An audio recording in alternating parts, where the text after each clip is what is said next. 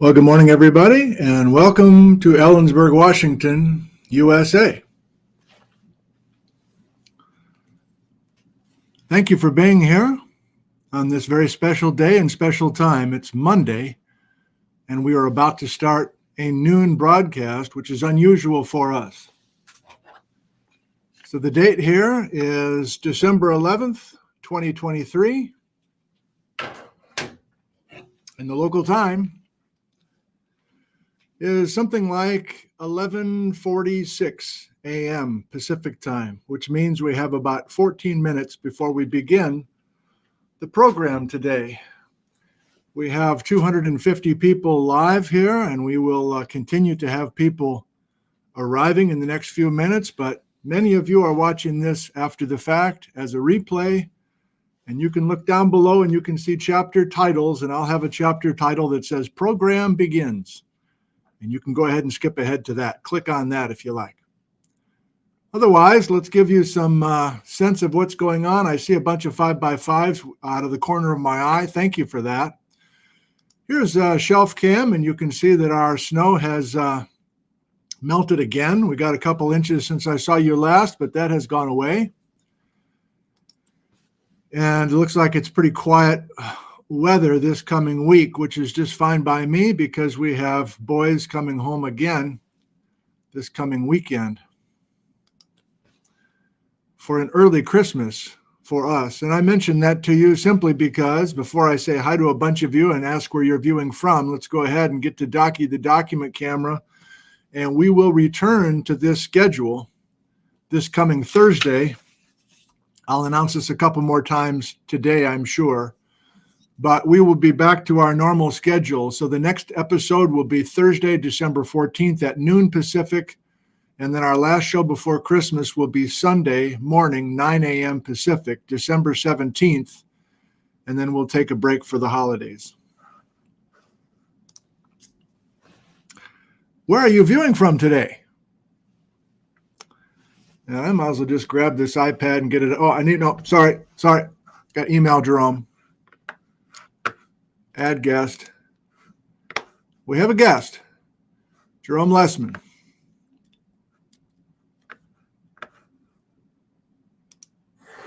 And there that goes.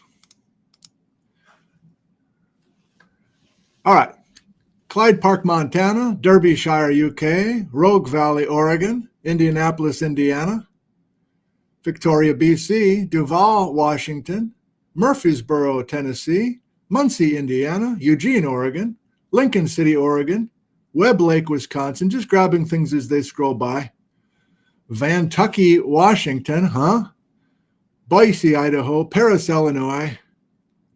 Stevie Pinhead correcting me on how to pronounce Jerome's last name. Thank you, Stevie. Fairbanks, Alaska, it's 14 degrees Fahrenheit outside, reports Don. Do we have any faraway viewers today? Well, sure we do. Budapest, again, hello Zoltan. Tornado, Tennessee. La Grande, Oregon. Tom in Wenatchee.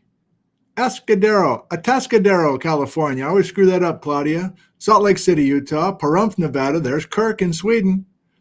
I might have a viewer request for people globally today. We'll see if I remember to do it.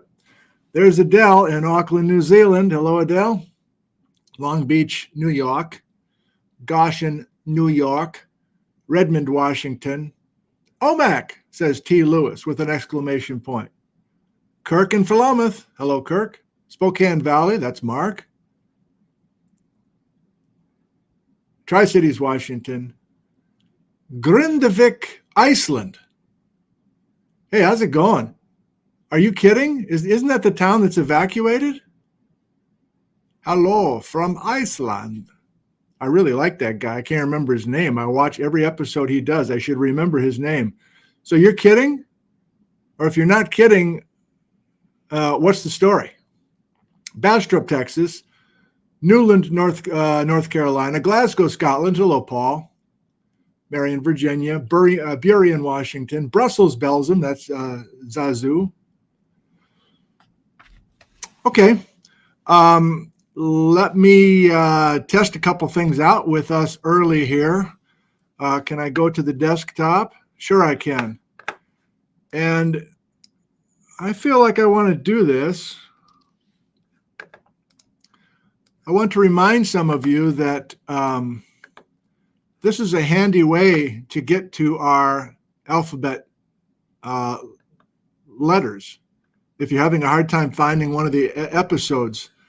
So this is just at my YouTube channel, and it's an A to Z playlist. I don't know. Can I go there first? So this is what my website looks. I'm sorry. This is what my YouTube channel looks like, and I guess I have it set up where the Ice Age Floods A to Z playlist is the first thing. So maybe this is where you go to find them. I don't know. How do you find these episodes? I'm just actually curious about that. But I've been a little bit more attentive to this playlist business. Well, this will be fun. What does this look like when I'm broadcasting? Am I going to break the whole thing? I probably am. I'm getting nervous. Okay, get rid of that. All right. Don't test things and break everything, buddy. We'll get the old lamp that needs to go back to the spare bedroom by the end of the week. Note to self. Yep. Yep. Okay. So no Jerome yet, but I guess that's a veteran move at this point. Like I never did hear from Joel. If he was late or he just like, I'm not going to sit there for an extra 15 minutes before the thing starts. So we'll see. I don't know. I'll text Jerome at some point if we don't have him by the top of the hour, I guess. Although here's an email from Jerome asking where the link is. I think you tried to send the link, but nothing's coming true. Okay, well.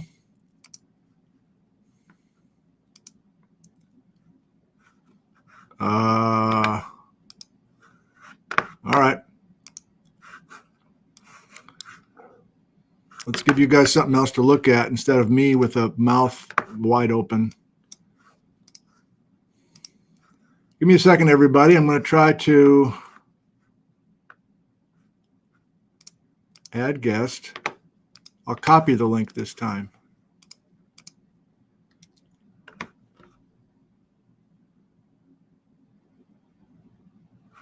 Well, that looks weird, but I'll try it.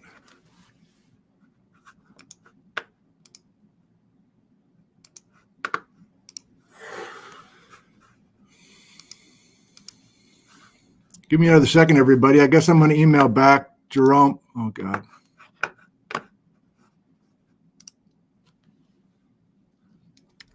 Just tried again.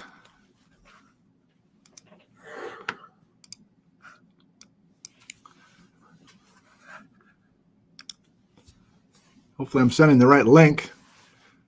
We'll wait a couple more minutes, and then if we have more trouble with Jerome, I'll think about what I did again. I'll sit in the corner and think about what I did. It's been bad.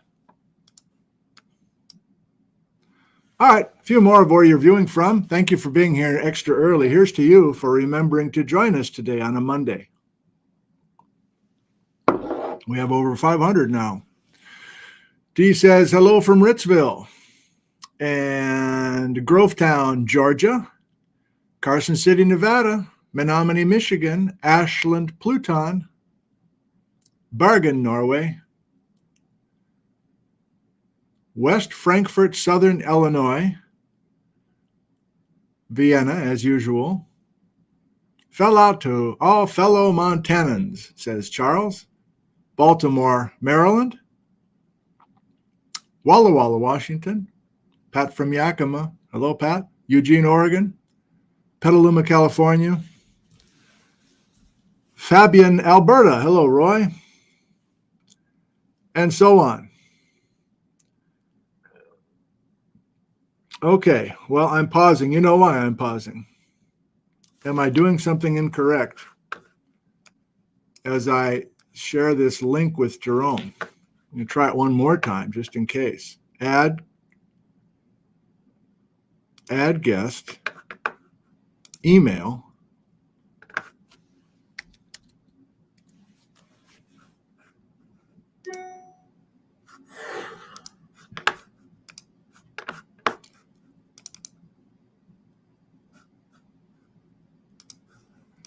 Okay, I'm playing email tag with Jerome, we still have some problems.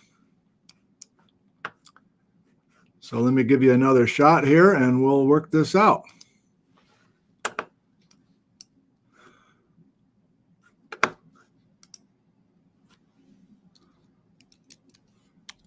I just sent a third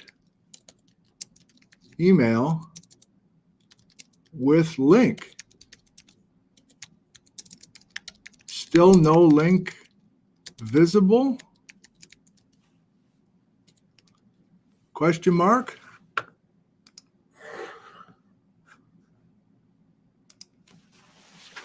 What am I doing here?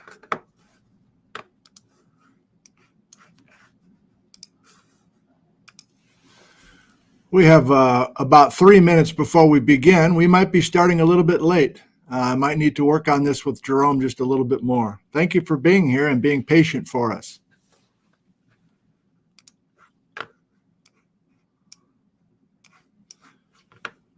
There he is.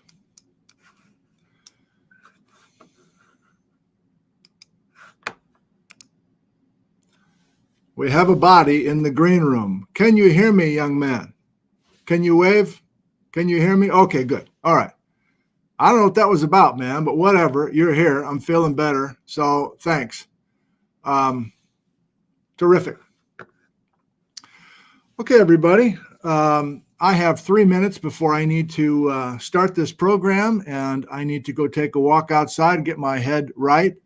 And I'm just letting you know that even though we have a guest, I'm going to be talking myself solo for about 20 to 25 minutes. And Jerome knows the drill by now, but I'm reminding you that I don't go right to the guest because on purpose, we don't rehearse.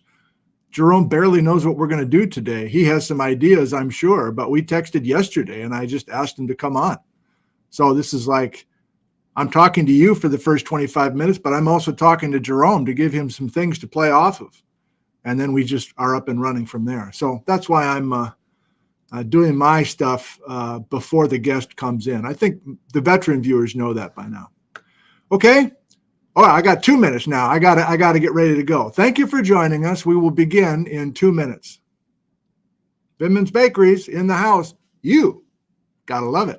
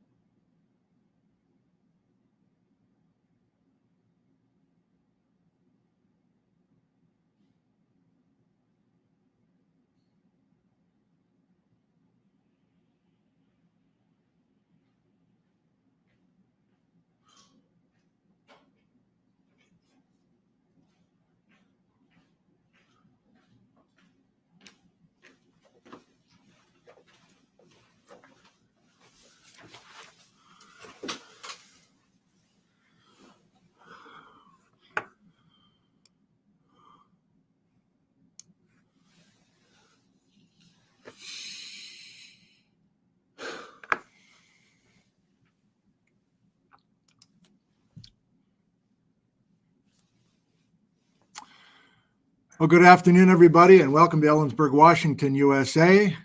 This is an Ice Age Floods A to Z live stream series. There's 26 of them, and this is letter H. So we're moving right along with our letters. And today's episode is a second Puget Sound geology episode involving the Ice Age. And yes, we're contemplating water today, water related to the Puget Lobe, the Puget ice sheet, water that's on the southern margin of that ice sheet. Are they floods or not? I don't know if we'll get there today, but we're going to contemplate it. And our guest today, Jerome Lesemann from Vancouver Island University, is in the green room right now. He will be joining us in about 20 minutes or so. I'll try to keep this fast-paced, but I want to get some things out here with you in the form of a verbal hook, a bunch of slides, and some follow-up on some viewer mail since 48 hours ago when I saw you last. Thank you for all that, by the way. And a little bit of documentation, a little bit of stuff I want to show you with the document camera, but otherwise it's just trying to flesh out our Puget Sound glacial discussion. And J. Harlan Bretz, for the first time, is being studied today. His writing is being carefully looked at today. So let's try the verbal hook just a little bit more, and then we'll go to the slides.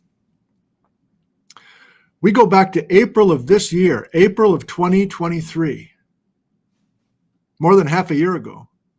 And I stumbled onto this idea that the famous Ice Age floods of Eastern Washington perhaps were not all younger than 30,000 years ago.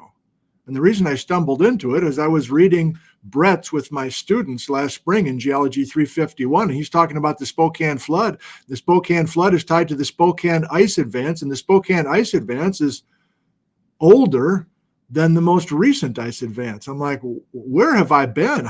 This isn't part of the Missoula flood story. What's with this older ice story? And I've been thinking about it since then, since April. And I've made a bunch of videos this summer.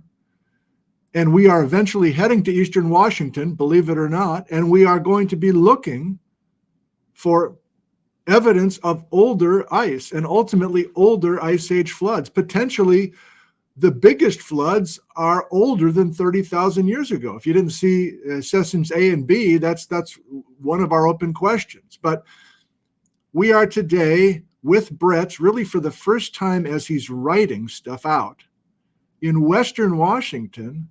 And I'm wondering what he's seeing in Western Washington to give him some ideas about what he might see. No, saying it wrong.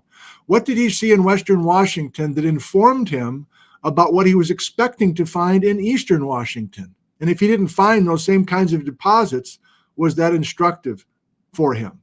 Jerome's going to go a bunch of different directions, probably with that theme or so. Who knows? You never know where Jerome's going to go, and that's part of the fun. I have no idea what our next episode is going to be, by the way.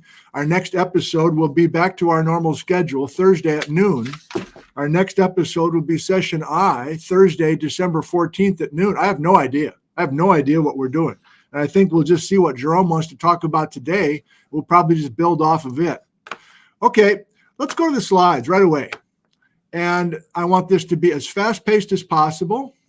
Talking to myself. I got a bunch, but let's do it as rapid fire as possible. Okay, so this is the document that is the featured piece of our work today.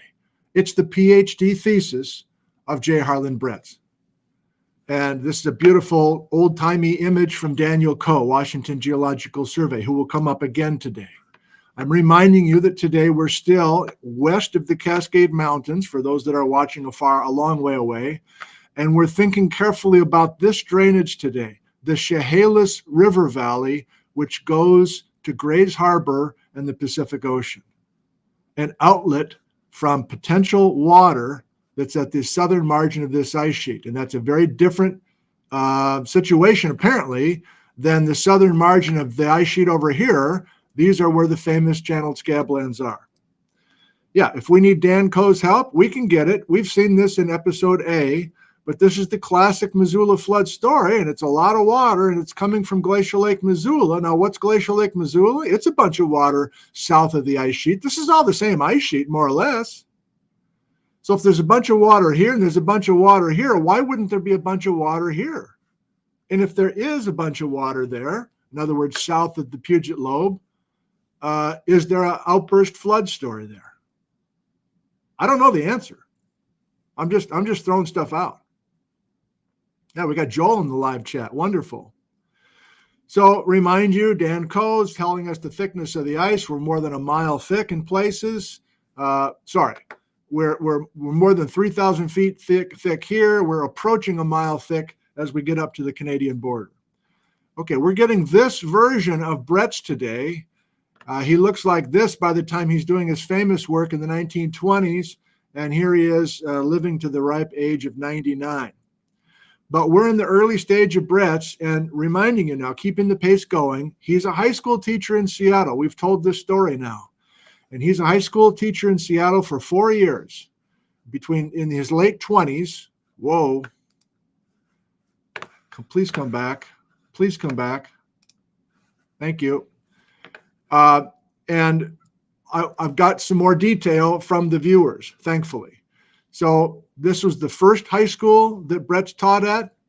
It was called Washington High School at the time. This is his first year out here, he and Fanny. He had just finished his 2 years of teaching at Flint High School, and now he's in downtown Seattle. And I'm like, I'm not sure if that building stands. It does, thanks to the viewer mail. So this old Broadway performance hall on the campus of Seattle Central Community College, that old high school is still there. So Brett's was teaching his first year in Seattle in this building. Kind of fun to get on Google Maps this morning and find that beautiful architecture. So that's the first year. The second year of teaching high school in Seattle, I mentioned this last time, Brett's taught at this old high school they used to call it Franklin, and this building doesn't stand anymore. More help from you guys. Somebody said, yeah, you're right, it doesn't stand anymore, but I know where it stood. Today's Pratt Park and Splash Pad or whatever, south of Skid Row, in other words, Yesler Way, and just north of Jackson Street. This is where Ray Charles got off the bus from Florida, and he and Quincy Jones became big buddies post-World War II. So there's all sorts of wonderful music history in Seattle. So Brett's was teaching his second year of high school right here in downtown Seattle. That high school's gone. And then, yes, his final 2 years of teaching high school in Seattle, Queen Anne High School. Does it still stand? Yeah, it does. It's apartments now, or condominiums.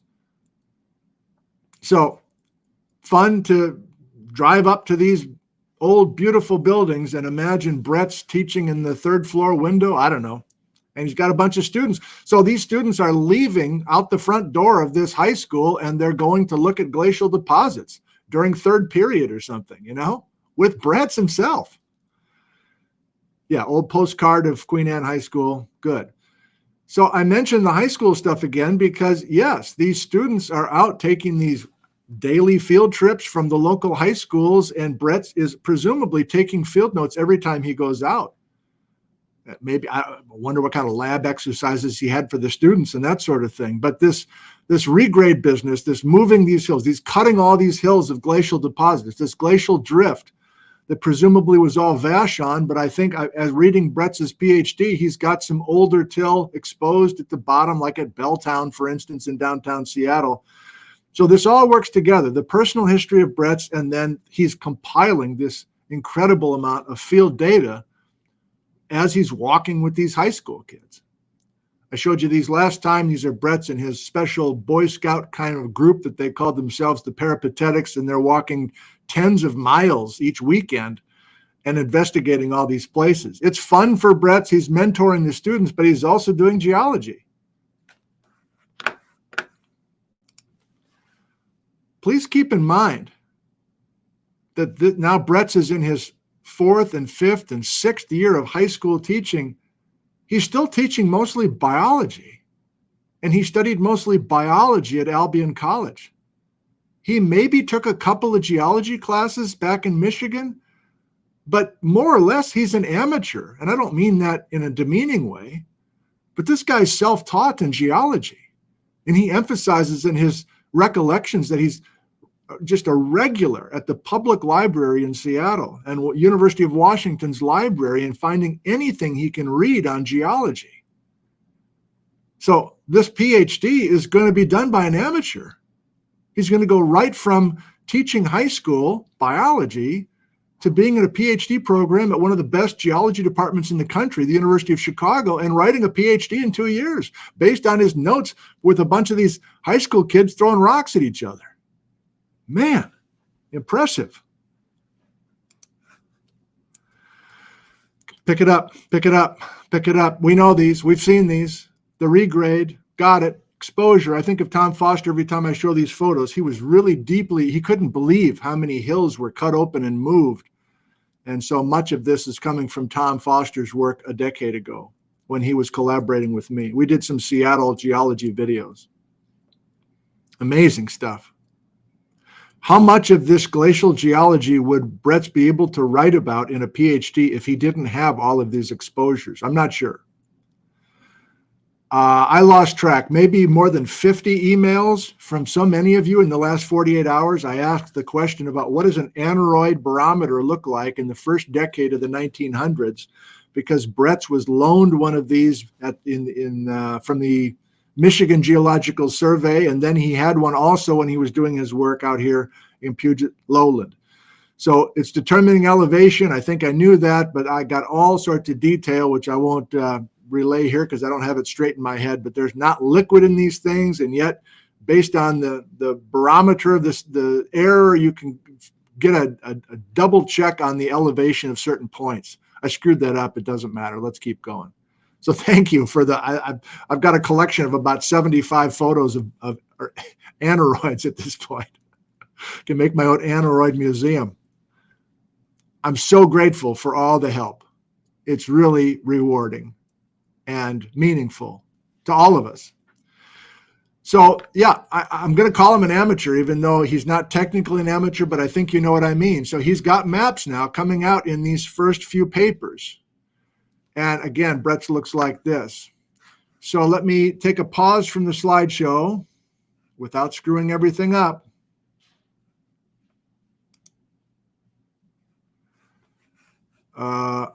Man, I don't like this shared screen business. Let's keep going. I'm going to screw it up. Okay. Bailey Willis, I remind you, was the geologist who was in Puget Lowland before Bretz, and there was some written correspondence between Willis and Bretz. Willis looks like this. He's correlating with Russell and George Order Smith. We did that in the last episode. Russell is not going to come up much today. Surprise, surprise. He's come up in every other episode. Somebody sent this from the Cosmo Club in Washington, D.C., and I think this is Israel with all the other famous names, G.K. Gilbert and John Wesley Powell and so on, in the earliest days of the National Geographic Society. Whether they were all in the same room together or not, I don't think it matters. Just Russell was in on the ground floor. Also, thanks to help, I didn't know what the word debouche meant, and dozens of emails about that as well. Basically, you have something coming out of a narrow canyon and then spreading out, almost like an alluvial fan. You're coming from this narrow mouth, and then you're debouching stuff out into this broad plain, as I understand it. Thank you. Yes, the public library in Seattle. Yes, the University of Washington library. Okay. I'm asking for more help. The famous Bretz story, one of the most key things that's repeated over and over and over again in the Bretz story that everybody knows, is that in that University of Washington library in 1910, he sees this brand new topographic map from Central Washington with the words, the potholes on it, and these contour lines that don't make any sense at all. And the line is, the part of the story is, Bretz sees that and goes, what is going on over in Eastern Washington? What is that? Is that an old waterfall? That's not a river valley. So what's my question to you? Why wouldn't he go over and see that thing in 1910? He's got a year, roughly he's got a year between seeing this map and leaving for the University of Chicago, which is about to happen, to go back to school, basically. And you're like, well, there weren't any roads then, and it's hard to get around by train. This guy's walking 40 miles a day with the peripatetics. He's walking from Seattle up to Snoqualmie Pass. He's got wanderlust in his bones. Why wouldn't he and Fanny take a train trip over there? Did he? So I'm asking for help. Like, did he go over and see this thing in 1910 or 1911? Or he's going to come back to Seattle in 1913 and 1914. Did he go over there then? And so you're like, well, why are you asking me for help? I'm just a viewer. Well, here's a roadmap for the state of Washington in 1908. 1908. And the solid lines are existing roads in 1908. I know they're not paved. They're probably just dirt roads, but they're roads. And Brett's almost certainly does not own a car at this time. And in 1908, these dashed things are the roads that are planned. But if I go back, there's an existing road up and over Snoqualmie Pass. Here's Ellensburg, not getting to Ellensburg, but getting over Blewett Pass and then heading to Wenatchee. Wouldn't he borrow somebody's car or get in the back of somebody's car and just go over for a weekend to see this thing? The area we're talking about today had no roads. These are planned roads in 1908. So my question is, what is my question? Here's where the potholes is located. Here's the town of Quincy. From Thomas in Germany, we did our educated guess that Bretz and Fanny came out on this Northern Pacific this Great Northern Railway in the summer of 1907. He just missed the potholes riding in the train during the daylight hours. Why wouldn't he just take the train back out here? And this is like literally walking a couple of hours, really. Now, I don't even know what I'm asking, but is there a way we can investigate this somehow? How easy it was to cross the Cascades by car or by train? I don't know. I guess I'm asking myself, can I go back to the University of Chicago's library and see, can I get some field notes of Bretz's from 1910 through 1914 and see if he's saying that he went over to potholes cool? Like, who cares? Well, I think it's a big deal. If he sets foot at the potholes before 1922, I think that would be a really exciting discovery. And there's a lot of years between 1910, when he first sees this map, and 1922, when the story officially starts about him discovering Eastern Washington. Move on, boy. Jerome's waiting. Move on, I say. So we're wrapping up the high school work in Seattle. Bretz decides after 4 years of teaching high school, I'm going to get an advanced degree in geology. So he and Fanny move back to the Midwest, and for the first time, he sets foot, presumably, on the campus of the University of Chicago. And in 2 years, he does graduate work and completes a PhD. And the PhD is based on the 4 years of field notes that he did with the high school kids and his time with Fanny. There's one paragraph of Bretz remembering his early days with Fanny when they first moved to Seattle. Fanny and I took enthusiastically to the Puget Sound country. We explored together from the San Juan Islands south to the Chehalis River Valley. We tried with a party and a guide for Mount Rainier's summit, but we were driven back by a snowstorm. We climbed Mount Eleanor in the Olympics, penetrated the lower reaches of all the Cascade and Olympic River tributaries to the Puget Sound. We tramped unnumbered miles along beaches and finally spent our last summer in a rowboat with sail for favorable winds, carrying simple camp equipment, making bough beds at every camp, bough like B-O-U-G-H, living in part on nature's direct gifts of food, fish from a trawling line, clams and oysters at low tide, berries and rabbit and grouse when my throwing arm was good. This is a 90-year-old guy thinking back to magical day after day with his young partner, Fanny. Using skid rows whenever available and writing notes every evening. Fanny kept the log of the good little ship Pleistocene. So that last summer of 1912, probably, no, of 1910, they're sailing. But the previous summers, they're walking, they're hiking, they're climbing. And he's taking notes through all of that. And so, Trevor Contreras from the Washington Geological Survey found this at a garage sale and snared one and offered it to me. So thank you, Trevor, for that. And you have access now to this document, which is called Glaciation of the Puget Sound Region. It's basically Brett's PhD, but published as part of the Washington Geological Survey's collection. And when you go to my website, you'll see that the scanning doesn't look that professional. Well, that's me this summer, just taking this thing and putting it face down on my scanner and going page after page. But there's a ton of information, good information. And many of you know Puget Sound geology and geography much better than I. And many of your questions are answered from this guy, from his field notes pre-1911. Finish up the slides and we go to Jerome. Finish up the slides and we go to Jerome. Yes. So these maps wait for you in the Brett's PhD. Presumably he drafted all of these back at the University of Chicago's campus.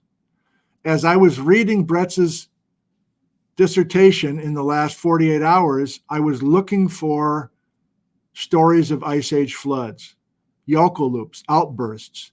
I'm not sure I read that. That's really what I want to talk to Jerome about. I don't know how much he knows about this story south of the Puget Lowland, but he's got drainage for sure, and he's focusing on water draining away from the southern margin of the Puget Lobe for sure. But is he really talking about outburst floods? And does it matter if he doesn't? Yes, he's the guy that names his glacial lake after Israel Russell. Couple final thoughts before we go to Jerome. I love this. After Saturday morning show, Gene and Yuki, who are down by Olympia, went out for a Saturday afternoon drive to look at some of these places. And they said, they gave me a report. They emailed and said, well, we were here along Johnson Creek Road and we were kind of checking out maybe a channel. So I love this little kind of field reporting, basically, from viewers who are inspired to go out and see some of these things after they hear a few ideas from us here. This video waits for you, if you haven't seen it from this summer, Old Glaciations at Tacoma Narrows with Kathy Troost. She's at the University of Washington, and I learned a great deal from her. And I think after we talk to Jerome, we'll look at a few documents that I used colored pens and worked out some systems, but I don't think we'll do that before we visit with Jerome. So this video, if you haven't seen it, I think is worth your time. It was filmed right at the base of Tacoma Narrows Bridge. Gary, a viewer, said, I've got my notes from my glacial geology class at the University of Washington from 1966 from Stephen Porter. And so Gary sent me a few scans from his old notebook from more than 50 years ago. And here's a tip to the color scheme that I'm now using for different generations of till. But Stephen Porter was talking about 3 tills from 3 different glaciations back in 1966. Porter was also talking about the margin that existed between the ice sheet covering much of Puget Lowland and then these valley glaciers coming down from the Cascades and them not totally merging at all times. Finally, if we go south of the Puget Lowland, where Brett went with Fanny, with his peripatetics, and on his own, apparently, we're thinking about this channel. This is what I'm setting up with Jerome now. I'm sure he has some stuff he wants to talk about with this Chehalis River Valley. And here's Olympia, and here's this river valley. This is US 12 heading to the Washington coast. How many times have I been on US 12 here going to Aberdeen or Hoquiam? I'm not thinking about the Ice Age when I'm doing that. I'm thinking about earthquakes and Brian Atwater. I'm thinking about Kurt Cobain and Nirvana. I'm not thinking about Brett's. And keep in mind that our margin, our coastline, at least during the Vashon advance, the most recent advance, was quite a ways further offshore than it is today because sea level was lower. Dan Coe, I mentioned this last time. Dan Coe has this Puget Lobe drainage channel, Ice Age Chehalis River, with a bunch of water draining South Puget Sound and getting to the ocean over land, essentially. Is that an outburst flood story or not?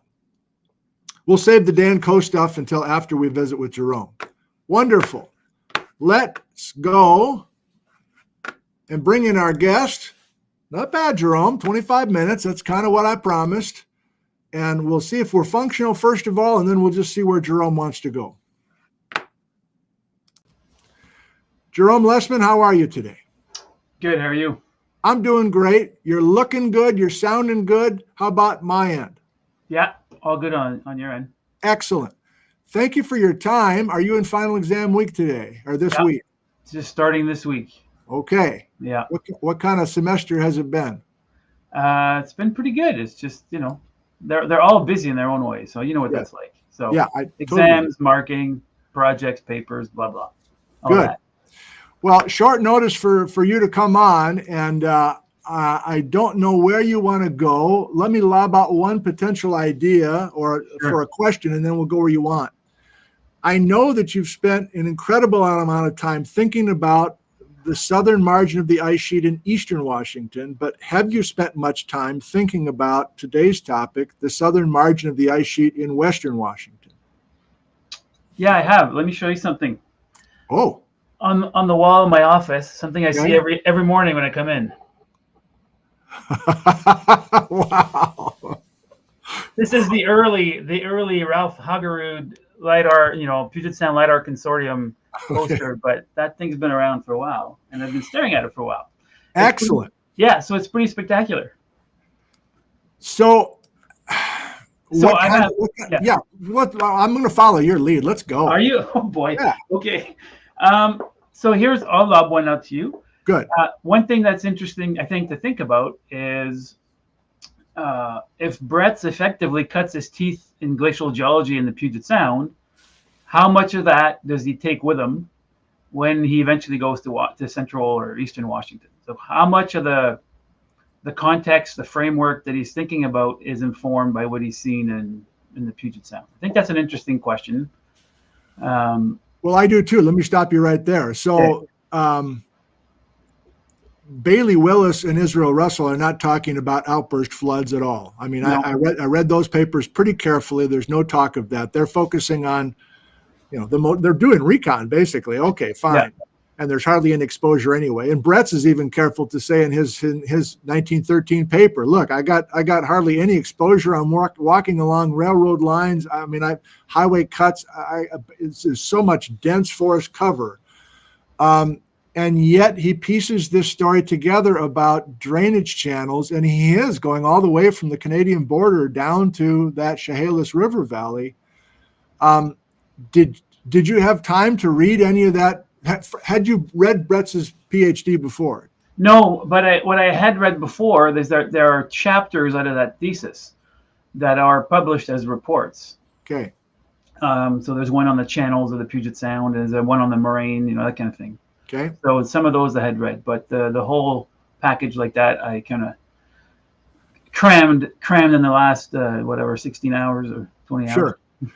Well, I kept waiting or looking carefully. I didn't read every sentence either, but I'm looking for any germs of ideas about a lot of water moving quickly, a deposit that doesn't make sense. Like those steliacum gravels that are washed clean, like that. From my perspective, hearing about stuff like that in Eastern Washington, I'm like, well, that would be a place gravel. to go, right? But you didn't see any hints of that. I mean, no, I think that probably the bigger thing that he takes with him is stratigraphy. That's my impression, right? Is that probably in Puget Sound there's a spectacular record of complex quaternary stratigraphy, as in preservation of multiple. Well, you saw the photos you show I find them astounding. It's like the paint's barely dry on the buildings that they're already cutting the next ditch so they can put another road in. So, but they're exposing materials that now we know, but also even in Brett's thesis, he's already recognizing different tills and assigning names to them and so forth. So I think that part of it is something he's taking with him, right? When, you know, his Spokane ice versus the more recent one, that's the framework that he's also moving over with. But in terms of floods, I don't know if that's on the radar yet. So let's say it sounds like both of us are saying that he's not making a strong case for outburst floods or anything that's exceptional in volume. Let's just say it that way, I guess. Yeah. So he's mapping deposits, these plateaus that are full of gravels, these troughs that are in between. Yeah. And does it surprise you? How much of the literature do you know from that far back? Like, are people is this unusual work that they're talking about different till generations, first of all, and also the fact that they've got these drainage channels? No, not well. In terms of the till stratigraphy, I don't know if it's that unusual, because at the time there already is a whole body of work in the Midwest. Yeah, where that stratigraphy has already been established. In fact, most of the names that are coming along with the stratigraphy, you know, the Sangamonian and the Wisconsin and the Kansas. I mean, this is all work. This is all sort of quaternary stratigraphy that comes out of the eastern or central eastern U.S. So I think that's the framework that he's working with. Mm-hmm. In terms of channels, you see hints of, again, when you read some of his descriptions, he's very much still applying the thinking of antecedent drainage systems that are in the interglacial periods that get reused during glaciation and they get filled in during advance of the next glacial cycle and then excavated again. So it's in keeping, I guess, with the times, right? The way that people are thinking about it. So, yeah. I mean, you're asking a question about floods and really, or outbursts of any kind, and what's the status of the Puget Sound. But that is really, I think, something that comes out decades later, like 50, 60 years later, is when those questions start to emerge, right? So for Puget Sound. Yeah. Well, so there's two thoughts before we move on in our discussion. I guess one thought for the next show would be to try to get Kathy Truist or Derek Booth, who I've never met, and because I think they have been on this flood story for South Puget Sound. So see if one of them is available for Thursday. I guess the other thought, if they're not available or whatever, is just to go to the Midwest and T.C. Chamberlain and a few others are like doing the basic stratigraphy there, as you say, and that probably informed Brett's as well, and maybe even informed Willis. In Puget Sound. Well, let's jump, if you're comfortable, let's jump to what you know about any unusual landforms or even stuff offshore that we have today to suggest that maybe there is an outburst flood story, at least at some scale, in Puget Lowland. Okay, so one thing is that you mentioned Derek Booth, and Derek Booth wrote probably, I think, one of the key papers in terms of the major channels that are in the Puget Sound. Okay.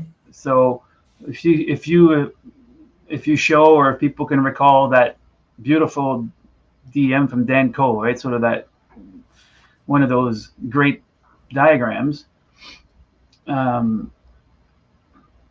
The channels that crisscross Puget Sound are what we would call tunnel channels or tunnel valleys. So they are subglacially formed conduits of meltwater. So that's the general view of what they are. I mean, there are disagreements in terms of exactly how they form, whether they form purely like with these enormous catastrophic drainages or in a more steady fashion, but there's very little argument that they are in fact subglacial conduits. So I think in your last show you were talking about subglacial conduits, and you were saying already Brett's was on this idea. I think you have to be a little careful about that because, you know, eskers technically are subglacial conduits of water. Okay. Right. And so when we look at ridges on the landscape, those could be some of the products. But the channels that are in Puget Sound that make up the deep what is today submarine, but also some of they're continuous across uplands that are today islands. Those are tunnel channels. Okay, I want to try something. Yeah. I don't know. I don't know how to share my screen and have both of us still on the screen. I should know that, but I don't. So I haven't practiced that. But if I switch to my desktop and I show like 5 Dan Coe images, and we can't hear you basically, and then I'm going to bring you back in, and you can give us some commentary on what we see, because I think some of the Dan Coe stuff I have is what you're talking about. And we should have that available. Sounds good. Let's try it that way.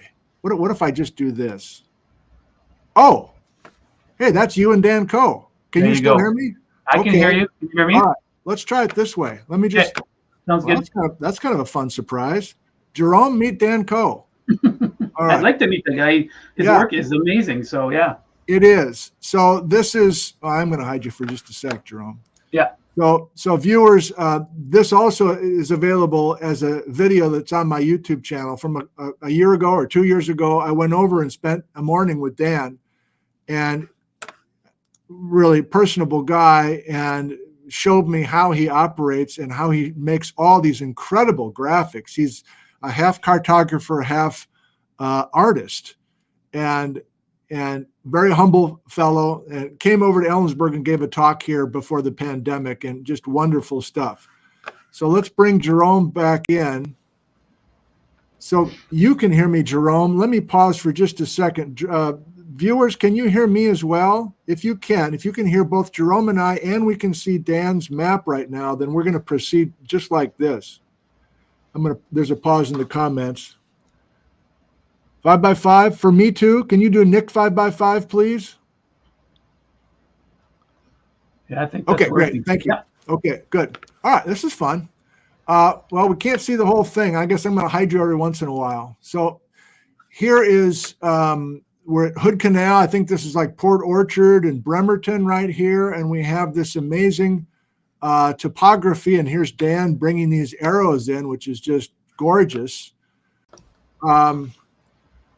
So this is what you're talking about, Jerome? Not necessarily the troughs, but it's like all these landforms are streamlined?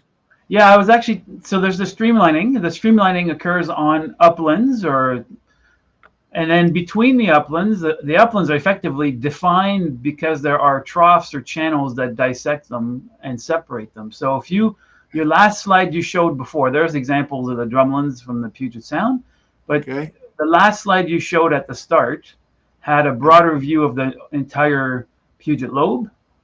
Way back? Well, that's the one right here. Okay. That one. So you got the Hood Canal on the left, Admiralty Inlet in the center. But what you notice if you look at that image is that even where say there's that place called Dabob Bay or something like that, where the water ends today, where sea level is, there's a continuity to that channel across an upland towards Discovery Bay. So if you take your cursor, follow that to the northward to the top of the image. Oh, okay. Right there. So yeah, exactly. Follow that. There's a bunch of incised channels that cut across these uplands, but they're continuous. So if we were to drop sea level or temporarily, drain the Puget Sound, we took an overhead view flying 10,000 feet above the sound, you would see these channels being continuous, and they go below sea level today. They're over deepened in some parts. They rise to topographic high points. So they're kind of irregular in their topographic profile. And that's often a hallmark of tunnel channels. So they're carved by meltwater flowing under the ice, and they're pressurized. The water is pressurized in part because there's ice adding a component of pressure to drive the flow, and that's eroding, cutting downward into a substrate. In this case, most of that is sediment of various age. Most of it's quaternary sediment of variable age. Huh. Oh, this is working. I don't want to screw it up. Let's just keep going. So here's, this is new LiDAR that Dan's working with, and whether he loses the LiDAR, he's just an artistic choice to just not continue it. But then here's our channel. I've got more images coming just from selected spots that he's grabbed, and he's and you've probably seen almost all of them. So he's got it's all LiDAR. What he's done is he's basically taken the footprint of the Puget Lobe, and that's the blue zones, right? That's the blue zones. And so he's effectively marking the area and the margin of the Puget Sound. The Puget Lobe and the Sound. Yeah. And then, so right now you're at the margin roughly. And if people play around with the Washington State LiDAR viewer, it's a fairly easy boundary to establish because you see drumlins elongate bed forms and they end very abruptly right around the mouth of the Chehalis. Not the mouth, but that part of the Chehalis River. Yeah. Oh, really? Yeah. So the little divide that Brett keeps talking about is right in here, do you think? There or a little bit further north, I think. Yeah. I mean, the other giveaway that you're under the footprint of the Puget Lobe is that many of these areas have kettles or have, very irregular flat topography that used to be flat, but is irregular because there was ice buried amongst the sediment. And so you end up with these extensive kettled surfaces that are always a good clue that you're very close to the ice margin and you're releasing sediment and you're releasing ice blocks that get buried. And then, in the 10 or 12,000 years since, they've melted and then left behind this very irregular topography. So you map the margin using a bunch of different proxies, but they're all sort of pointing in the same direction, which is allowing you to put a boundary there. Hey, Jerome, you are so good. It doesn't matter what we do. You just roll with whatever. Like, this is an experiment to have both of us and Dan Coe's stuff. Now we need to send gifts to Dan, apparently. I don't know, but this is just so cool. So cool. Keep it going. So let's, now we can see more of this image with both of our tiny heads. I'm just going to keep advancing and you just riff off of what you see if you like. So I don't know where I show up on the, I show up on the screen. I see myself, bottom left-hand corner.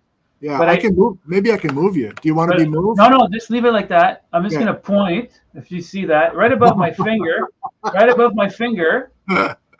There's a beautiful set of eskers, right? Yeah. And so the eskers are sitting inside a trough, and they're often overlapping. So they're on top of drumlins, or they are near a drumlinized surface, and sometimes within a tunnel channel. And that's a very common relationship we see in multiple glaciated areas. So another clue, because the eskers tend to form underneath the ice subglacially. It gives us some idea of the relative timing and what comes first, what comes second, what comes third.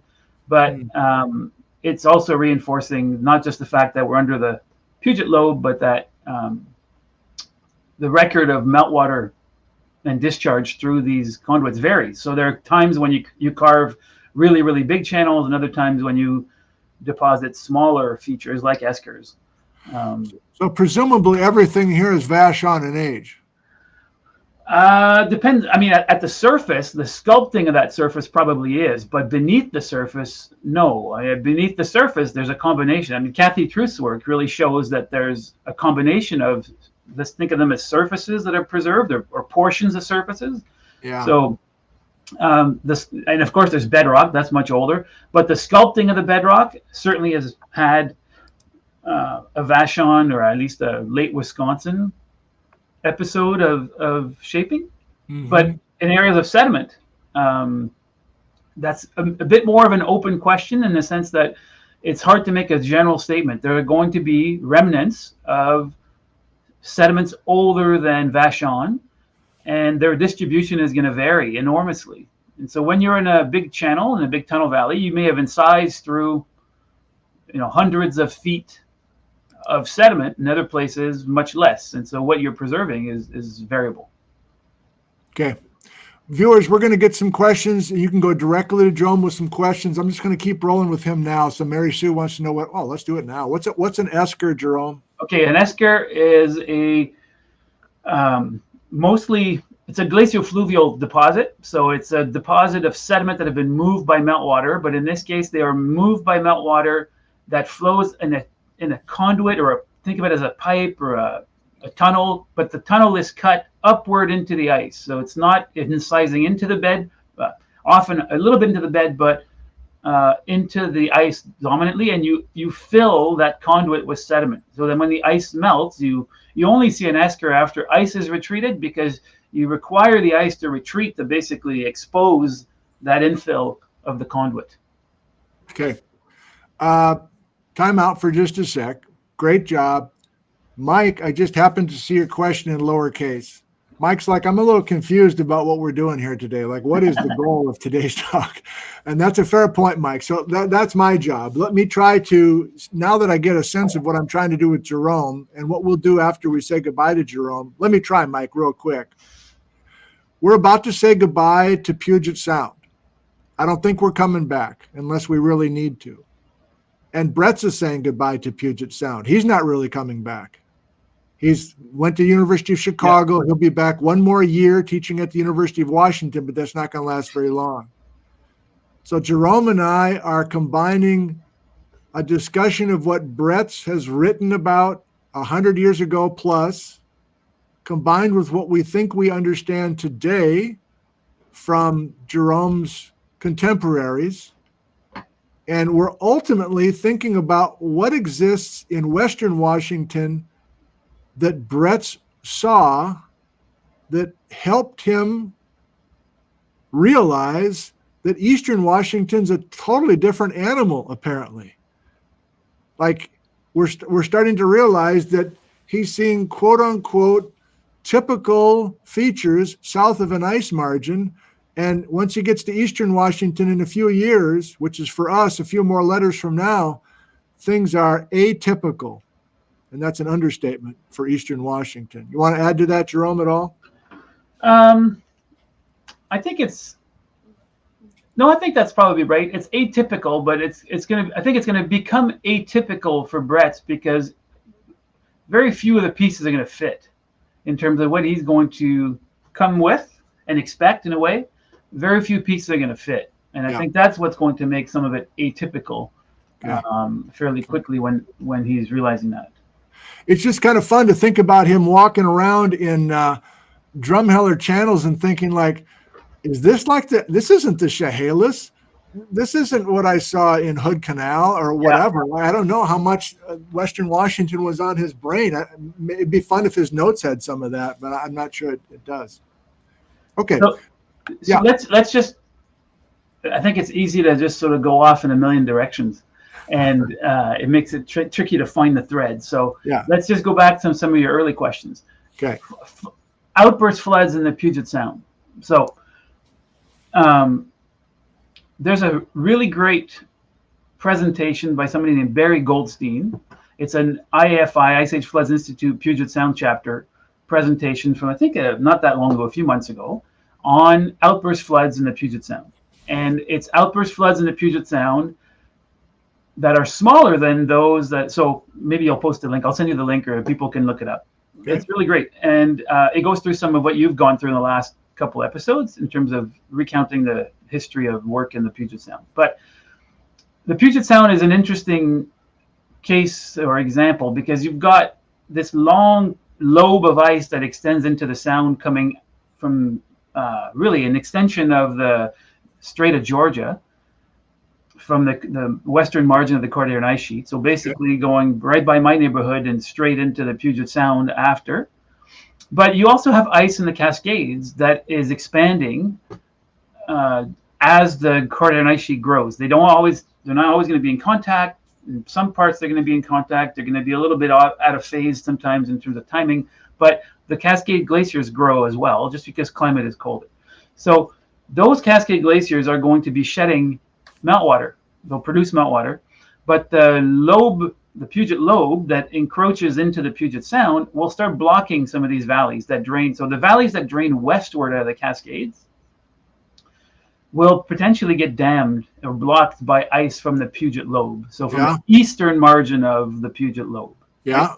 So especially around the southern fringe of that, of the lobe, there are some valleys that get temporarily blocked, and there are lakes that back up. There are also, I think there are lahars that take place in those valleys, and so they basically build up these temporary lakes, and those lakes are going to drain. And so there are outburst floods, so there are sudden drainages of these lakes that happen in combination because of the interaction between the Puget lobe and some of the meltwater sources from the mountains that are immediately to the east of the Puget Sound. How come we don't talk about that in Eastern Washington? That's a good question. You don't have a lobe extending quite as far. I do think that there are similar issues. I mean, we've filmed videos in the Okanagan, and I think in the Okanagan there are lakes that are ponded against ice in the Okanagan Trench that partly may be fed by some of the Cascade ice. But the other major reason is that if you don't have ice extending south of, say, Wenatchee, any ice coming out of, say, your neighborhood, see the Stephen Porter glaciers coming down the Yakima, is it Yakima or Thorpe, the Thorpe Prairie systems? Yep. They're going straight for the Columbia. They've got an open outlet to go out to Columbia. Yep. You don't have a blockage. Yep. So it's about the extent of the lobe, and it's about why the Puget Sound goes as far south as it does. Why do you think Puget Lobe got further south than the Okanagan Lobe in eastern Washington? Probably a combination of reasons. Like the work of Derek Booth's work shows that the Puget Lobe was a very relatively fast-moving lobe. In other words, it was sliding pretty efficiently. And the best way to get a glacier to move and slide especially efficiently is to have a relatively wet bed. In other words, there's abundant meltwater present at the bed, or the glacier even moves over patches that are lakes or ponds or have water. So you can get accelerating flow and fast flow moving that way. The other reason is because when you're in eastern Washington, especially if you're, and that's a question that will come back, I'm sure, in the series, when you look at why the Columbia Lobe, for example, or why the Sandpoil Arm seems to have minimal ice in it compared to the Okanagan, which is even arguably at sometimes less than what's in the Puget Sound. If you think of the way that the Cordilleran ice sheet grows, the Cordilleran ice sheet develops mostly from ice buildup initially in the coast mountains. You need the high summits of the coast mountains, and in the Rockies to the east. But the central portion of British Columbia, in this case, has relatively lower topography. So to get ice into north central Washington, you kind of have to fill central British Columbia with some ice that it can then flow southward. When you are, say, in the Puget Sound, you're very close to some of those accumulation areas in the coast mountains. So there is literally ice pouring westward from the coast mountains into the Strait of Georgia. Yeah. Potentially moving over a relative, already something that might be in part, probably not quite marine because sea level is dropping at the same time, but there's production of meltwater, and if there's any way of storing it or even having it in front of the ice, the glacier is moving over those areas and kind of slip sliding efficiently. And so it reaches a fairly southerly latitude because there's an abundance of mass that's supplying it, and it's moving efficiently towards that terminal position. I listened very carefully to your answer. Don't get me wrong, but I was also looking over your head. I can see the frickin' thing. It looks so different. Yeah, I mean, that makes perfect sense to me. Yeah, right there. Yeah. Okay. I want to keep going with the Dan Coe stuff. I don't feel like it's too scattered. And viewers, we're coming to you at some point, but I kind of am proud of myself for getting all three of us on the screen at the same time, number one. So here we are. Let's just keep going. People are mentioning, wouldn't there be more precipitation on the coast? Yeah, 100%. That's the case today. There's orographic lifting air masses that would dump a lot of moisture in the coast mountains. By the time they get to the interior, there's less. And so absolutely all these things contribute to where there's lots of ice building up, and then it kind of builds a very large lag in terms of the response of ice in the center of the ice sheet. Mm-hmm. Okay, so I learned glacial geology 45 years ago, and I was taught that ice sculpts the land, and there's not much talk of water at all. And that's what I would see if I was given this talk by Dave Michelson in 1983. But you're looking at this and you see mostly water underneath an ice sheet. Is that true? No, you're cornering me. Well, I don't mean to corner you, but what is there still vigorous debate over basics of how to explain that topography? Yes, there is. There are controversial parts of this landscape and some that are less so, but this picture kind of frames it nicely. The drumlins are the controversial part. There are arguments that exist that drumlins might be formed by meltwater as opposed to more direct ice action. But what is, I think, much less controversial is that the channels that you have, like drop your cursor a little bit right there, that channel cutting through the drumlins, and then the lake to the left of that, which is also another channel that just happens to be filled with water today. Those are examples of these tunnel channels. Because you can follow them. Like if you, even on this DEM, the first channel you were in, you can see that it starts in the upper right hand and right there, right? So that pattern, this is sort of this, what we call an anastomose channel. It's not following your let's call it classic fluvial dendritic system, something that you've been really discussing the last little while. Yeah. These are channels that bifurcate and rejoin and bifurcate. It shares a lot of similarities with the pattern of coulees in the channel scablands that way. That's less controversial that they're in fact subglacial conduits. There are disagreements about whether they're formed by really sudden releases of water or more gradual ways of releasing water, but under the ice is not really a controversial part to that. Okay, thank you. Yeah, there we go. Look at that. Isn't that amazing? That's just spectacular. Holy Amazing. cow. And you had eskers in the last picture too as well, again. Yeah, there's a right left a bit, I think, down right to the right a bit. There's an right there. Oh, yeah, there you go. Yeah. Yeah. Why am I supposed to be interested in eskers? They seem so tiny. They're like little like varicose veins on a landscape. Like they are, but they are telling us something about the difference in the magnitude of flows that are affecting the landscape. Because if you think about the time when you produce the most amount of meltwater in an ice sheet, that's usually during deglaciation. And eskers being on the landscape and covering or draping, overlying all the other landforms, tells you something about the relative timing. They're one of the last glacial landforms to be created on that landscape. And if they are found within or overlap or overprint drumlins and even the tunnel channels, it tells you that both of those landforms, drumlins and tunnel channels, had to be created before. And if you look at the size of the tunnel channels, the size difference between the esker and the tunnel channel says there's got to be way more water or greater quantities of water over a longer time period to create those than the eskers. So yeah, I mean, they're not critical to some of the interpretations, but they certainly help establish not just the subglacial origin of that channel in the drumlins, but also some comparative idea of magnitudes to form both.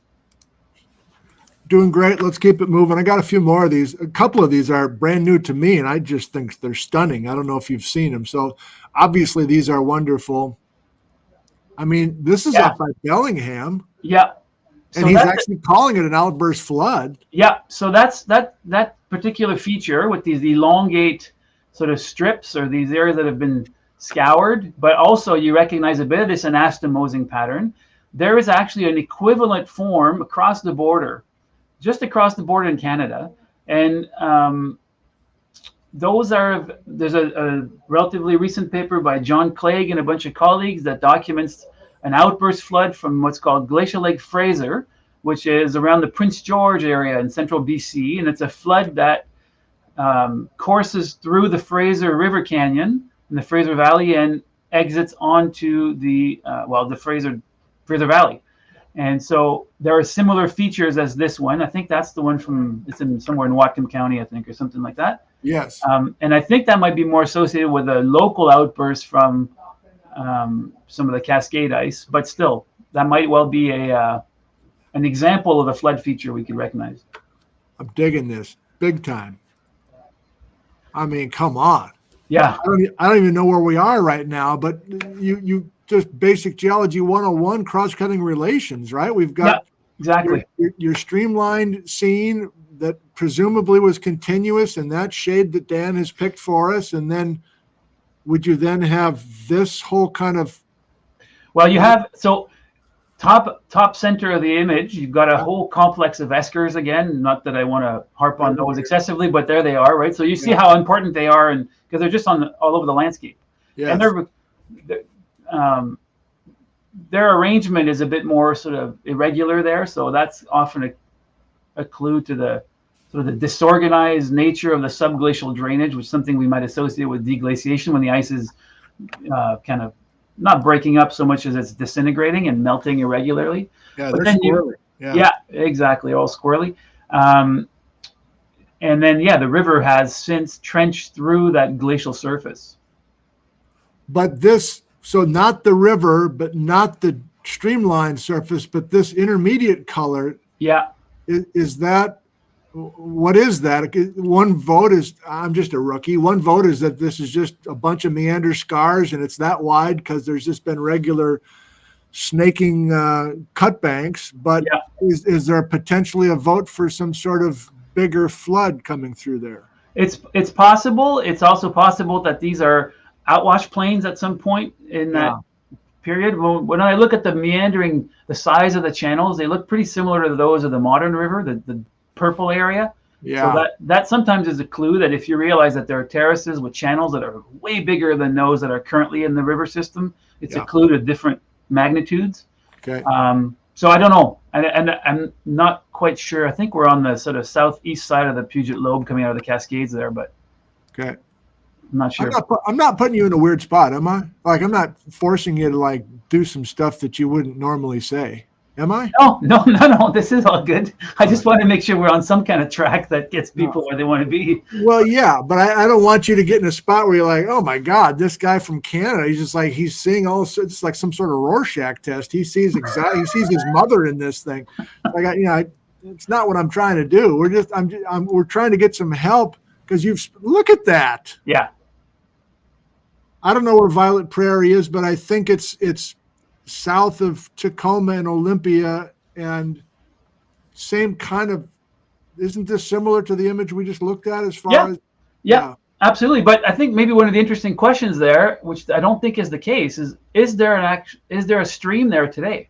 Oh, interesting. Because it looks like there's a racetrack or some oval thing in the middle of two channels, about center of the right there, whatever that is. Fairgrounds. So, I don't know, but how much of a stream is there today? On the right-hand side, it's not quite clear if there's something. So that's another sometimes clue to meltwater and outwash sand surfaces that they're not today occupied by major streams. Well, we've got Elect Davis saying that Violet Prairie is in Tenino, so we're right at the southern margin. Okay, perfect. I don't know how significant that is, but yeah. Did you want to comment on the? Hang on. This is like an on-the-spot oral geomorphology exam. What do you see? And tell me what you. It's final exam week. Come on, you're getting grilled. You're not grilling people. Come on, these are orals, baby. I know that you in Eastern Washington have commented on where's the big moraine on the southern margin of the ice sheet. Is it similar in Western Washington? So that's a good question. That's a really good question. So there's a.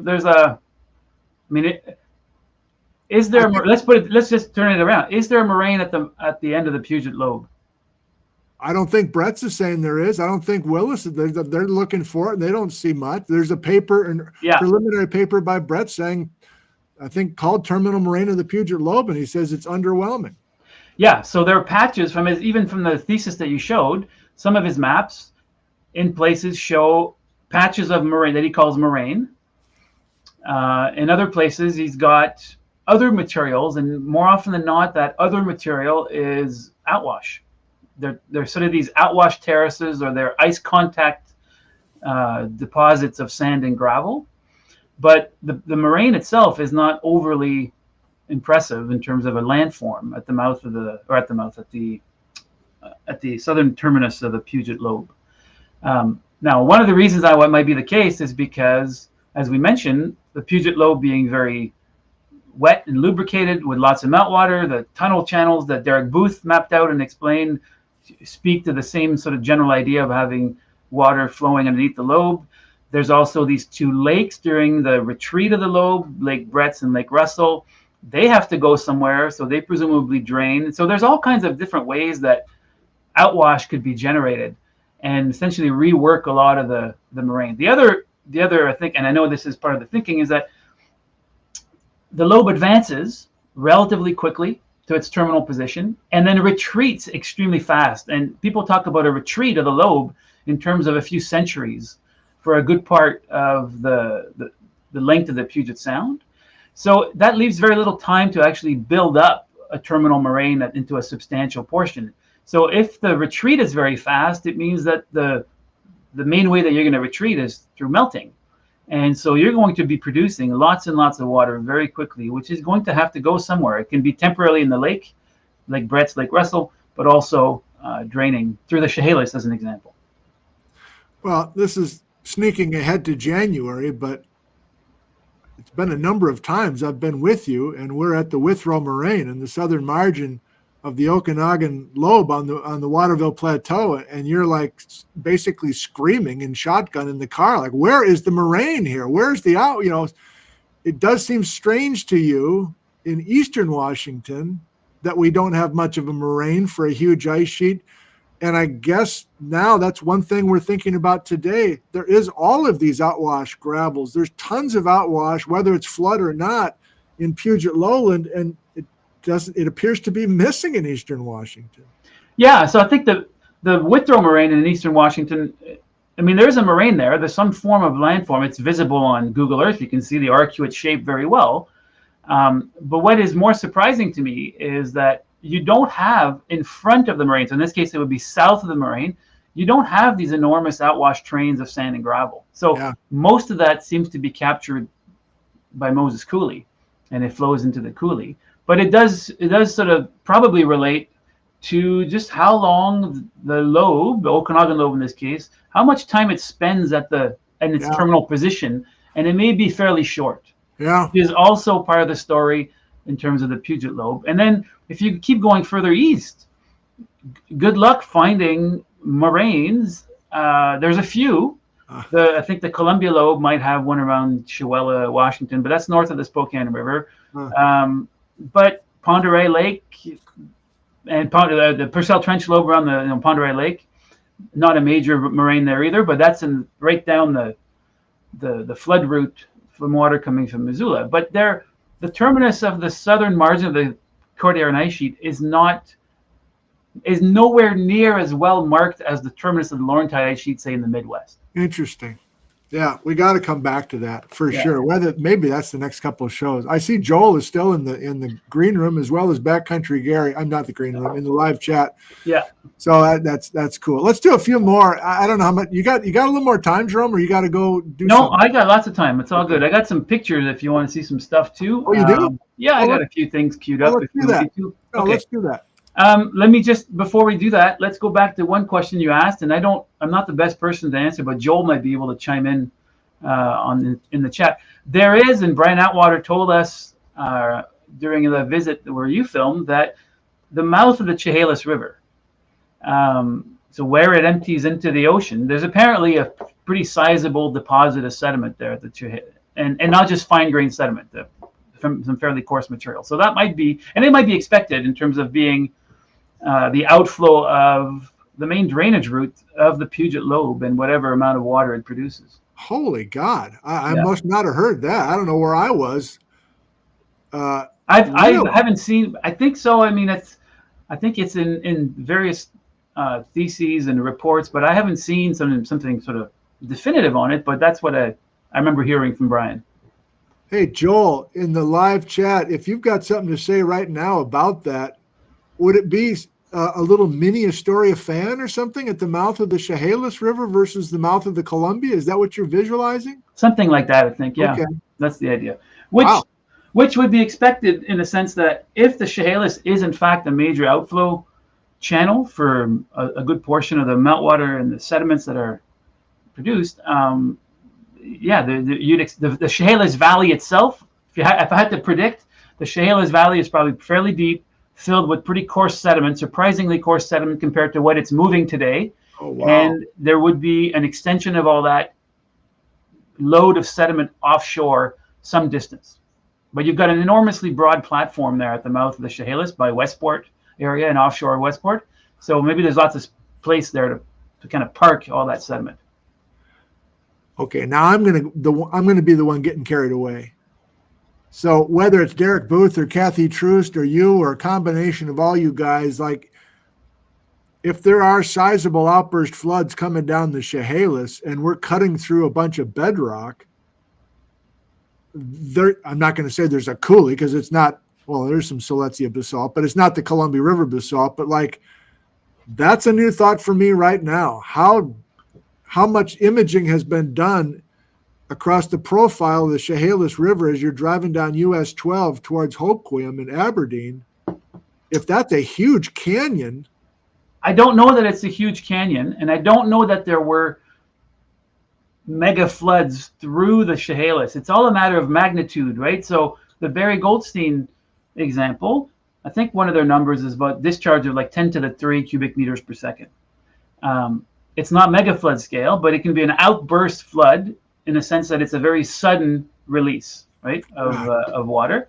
Wow. But it's all about magnitudes in terms of carving major valleys and then depositing. So I don't know what that would look like, but there's a whole spectrum of discharges that can be accommodated during the decay of the ice sheet, right, that will move lots of sediment without necessarily equating to sort of like the Puget Scabaland kind of thing, right? Yeah, well, there's tons that can be said there. Joel's saying, I don't know the details of the deposits offshore, but the submarine canyons are very impressive.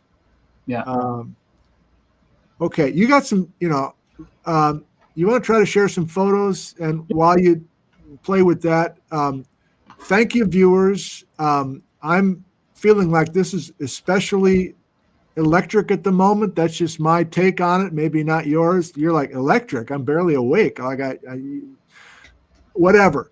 Like we've got 1,000 watching, and we want to continue with Jerome. He doesn't have to rush off.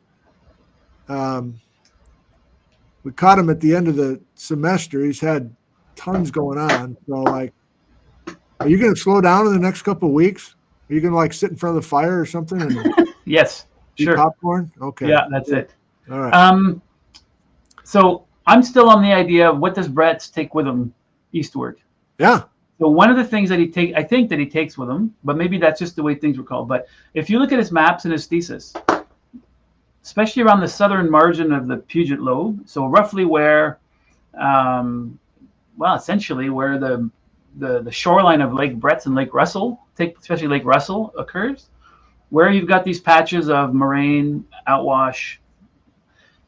There's a term that he maps these flat areas as prairies. They call them prairie, right? There's Right. Mima Prairie or Mima Prairie. There's Right. one called whatever they are. I can't remember the name. But the term prairie refers to sort of this landscape element that's kind of a flat surface, and it sits a little bit higher than the surrounding topography, so it's dissected. So I sort of think of these as dissected surfaces. That exact concept exists around Spokane. Those prairies and around Spokane. The idea of prairie as a remnant, flat-ish surface surrounded by incision. There you go. You got some there, right? I think on some of these examples. So there's 5 Mile Prairie on Spokane. There's a bunch of them, and it's also those are the first places where Brett's documents glacial deposits around Spokane. It's on these uplands, these prairie uplands. And it's also when you were thinking about, hey, where's the evidence for this ice encroaching onto the basalt? There are prairies around the head of the Cheney-Palouse system. So again, dissected surfaces. I think that's something he takes with him in terms of realizing that these remnants are places where there's some stratigraphy that he can use to try to piece together something. Well, the prairies appeal. Hello. The prairies appeal to me in the Spokane area for a number of reasons. Like they appear to be identical triplets or quintuplets or whatever. They have the same look. On the maps, they're spaced evenly. It seems like they all have the same genesis, and they are the major attention of the Spokane high school teachers who we'll get to and others. And so, yes, that's a great thing to lock into. If he's got similar prairie type explanations from south of Olympia. I like that. Yeah. Okay, I'm waiting for you to share something. Okay, let's go for it. We'll see if that works.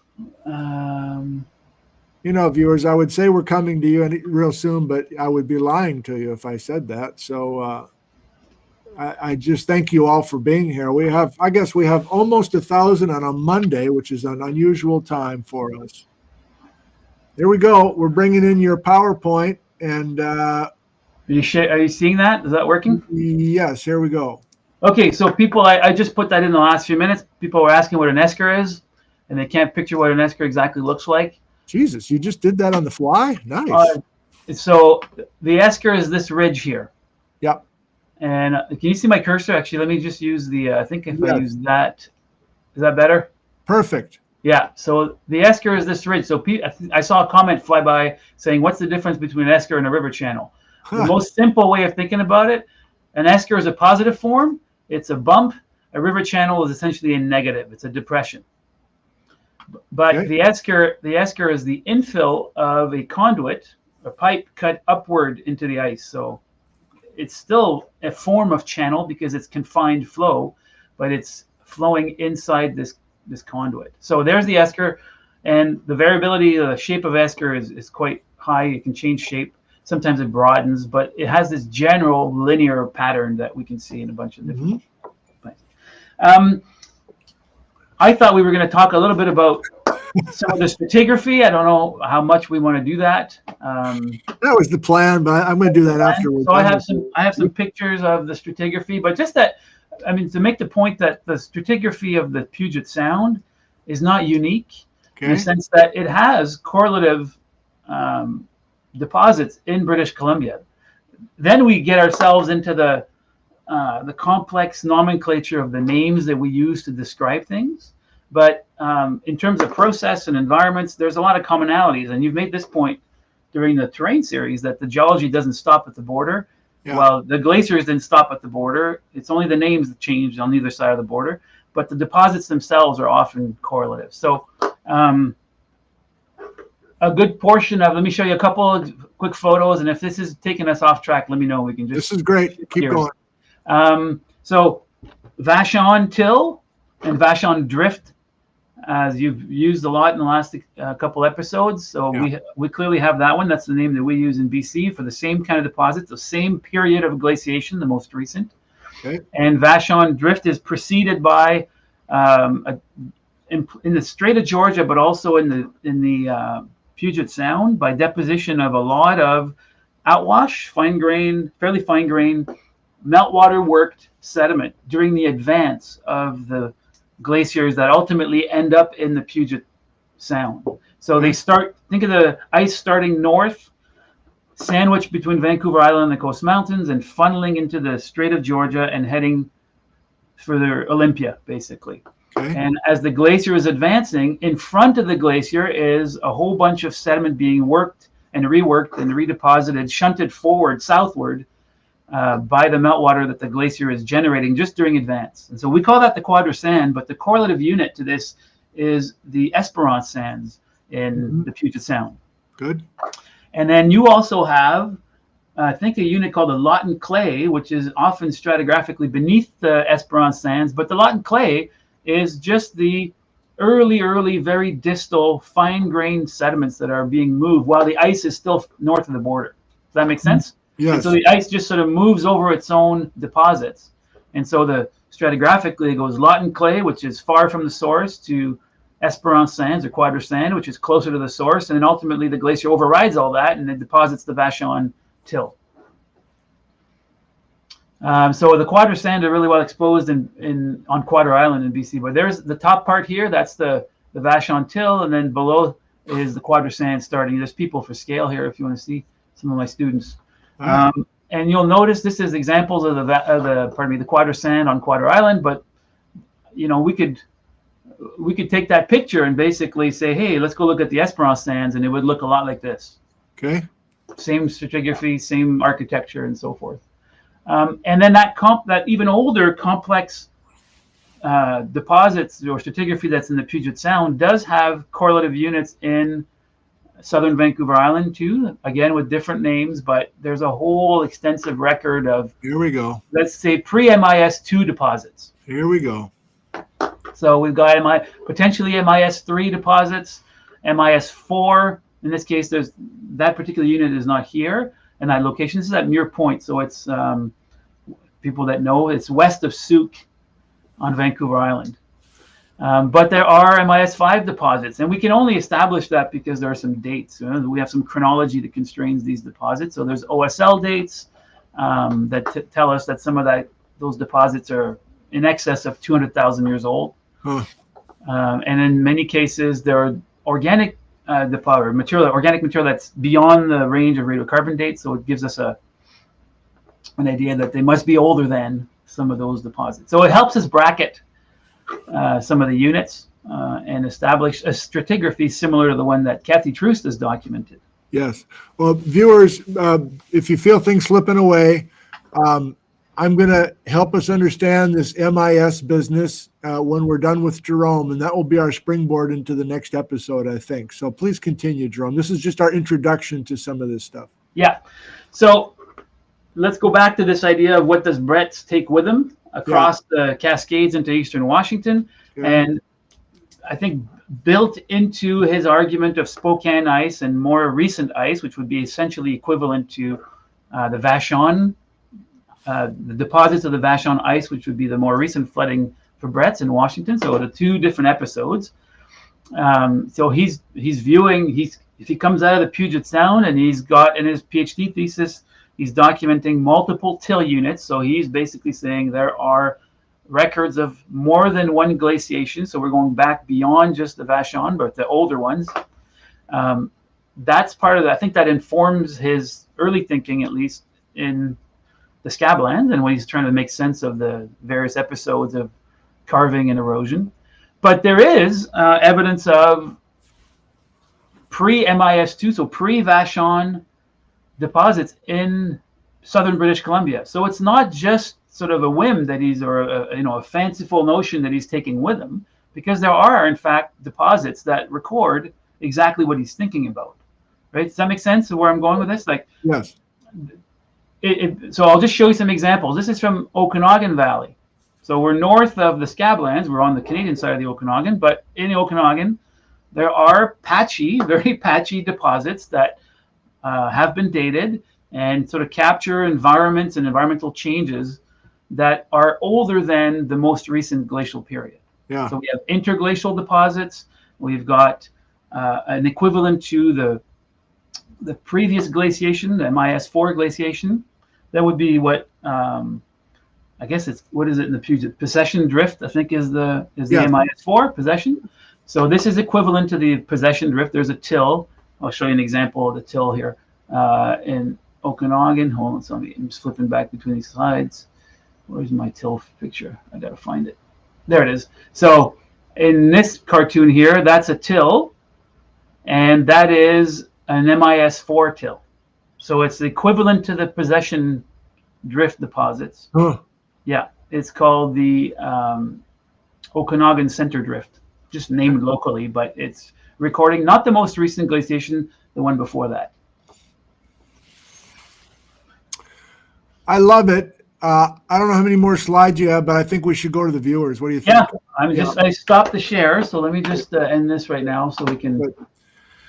Viewers, how about 10 more minutes with Jerome? Let's do some uppercase, and I can read a couple, or Jerome can see your uppercase questions as well. But there, of course, Jerome has much to offer us. And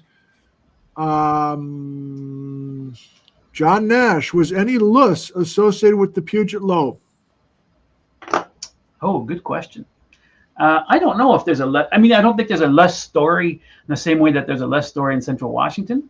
But like you've mentioned, the less story is let's just frame it simply. The less story is probably to some degree a periglacial story. In other words, in front of the ice sheet, it's cold and it's windy, and if you've got fine grained material in abundance, you're going to mobilize that. So in Washington, you've gone with sky. You've talked about the importance of the Ringgold Formation, and maybe even previous floods to have a supply, right? You need to have a supply of less. In the Puget Sound, there's probably on the fringe of the ice sheet, it's probably cold as well, but you may just not have the same kind of supply of fine grained material to generate the same kind of extensive, less blanket, let's put it that way, across Washington. Yeah. There is less. I mean, there's less in southern British Columbia for sure. And wherever you have glaciers, you tend to have a certain amount of fine grained material that can be blown around by the wind. It's just not as thick or as extensive. Let's leave it at that, I think. Very good. Steve wonders approximately how much time from the start of the Vashon withdrawal until it was all over?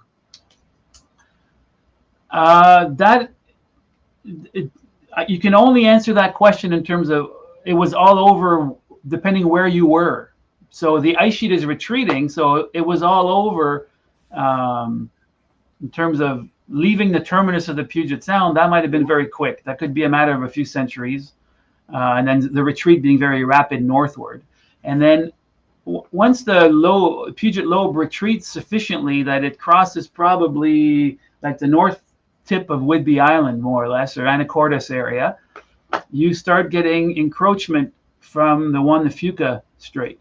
And so there's a way there, because as the ice sheet is retreating, global sea level is also rising. You can have seawater entering. And so that yet further accelerates the decay potentially of the ice, because you can start floating and calving in some places. And yeah. Good. So it's going to depend on where you ask that question. Excellent. Zoltan from Eastern Europe.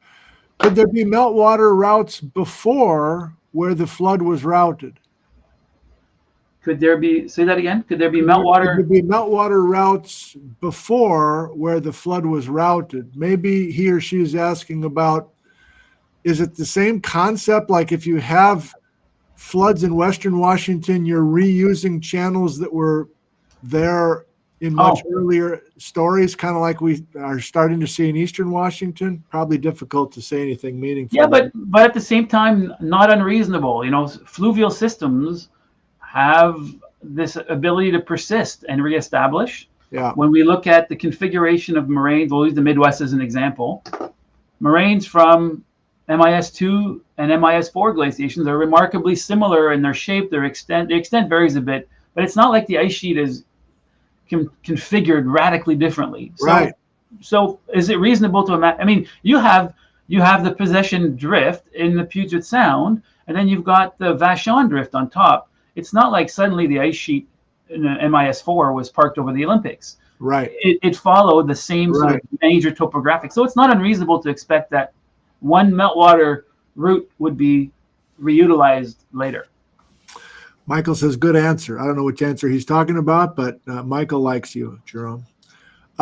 David, what circumstances lead to outburst floods? Can you just be general about it? What ingredients do you need for an outburst flood, just anywhere in the world?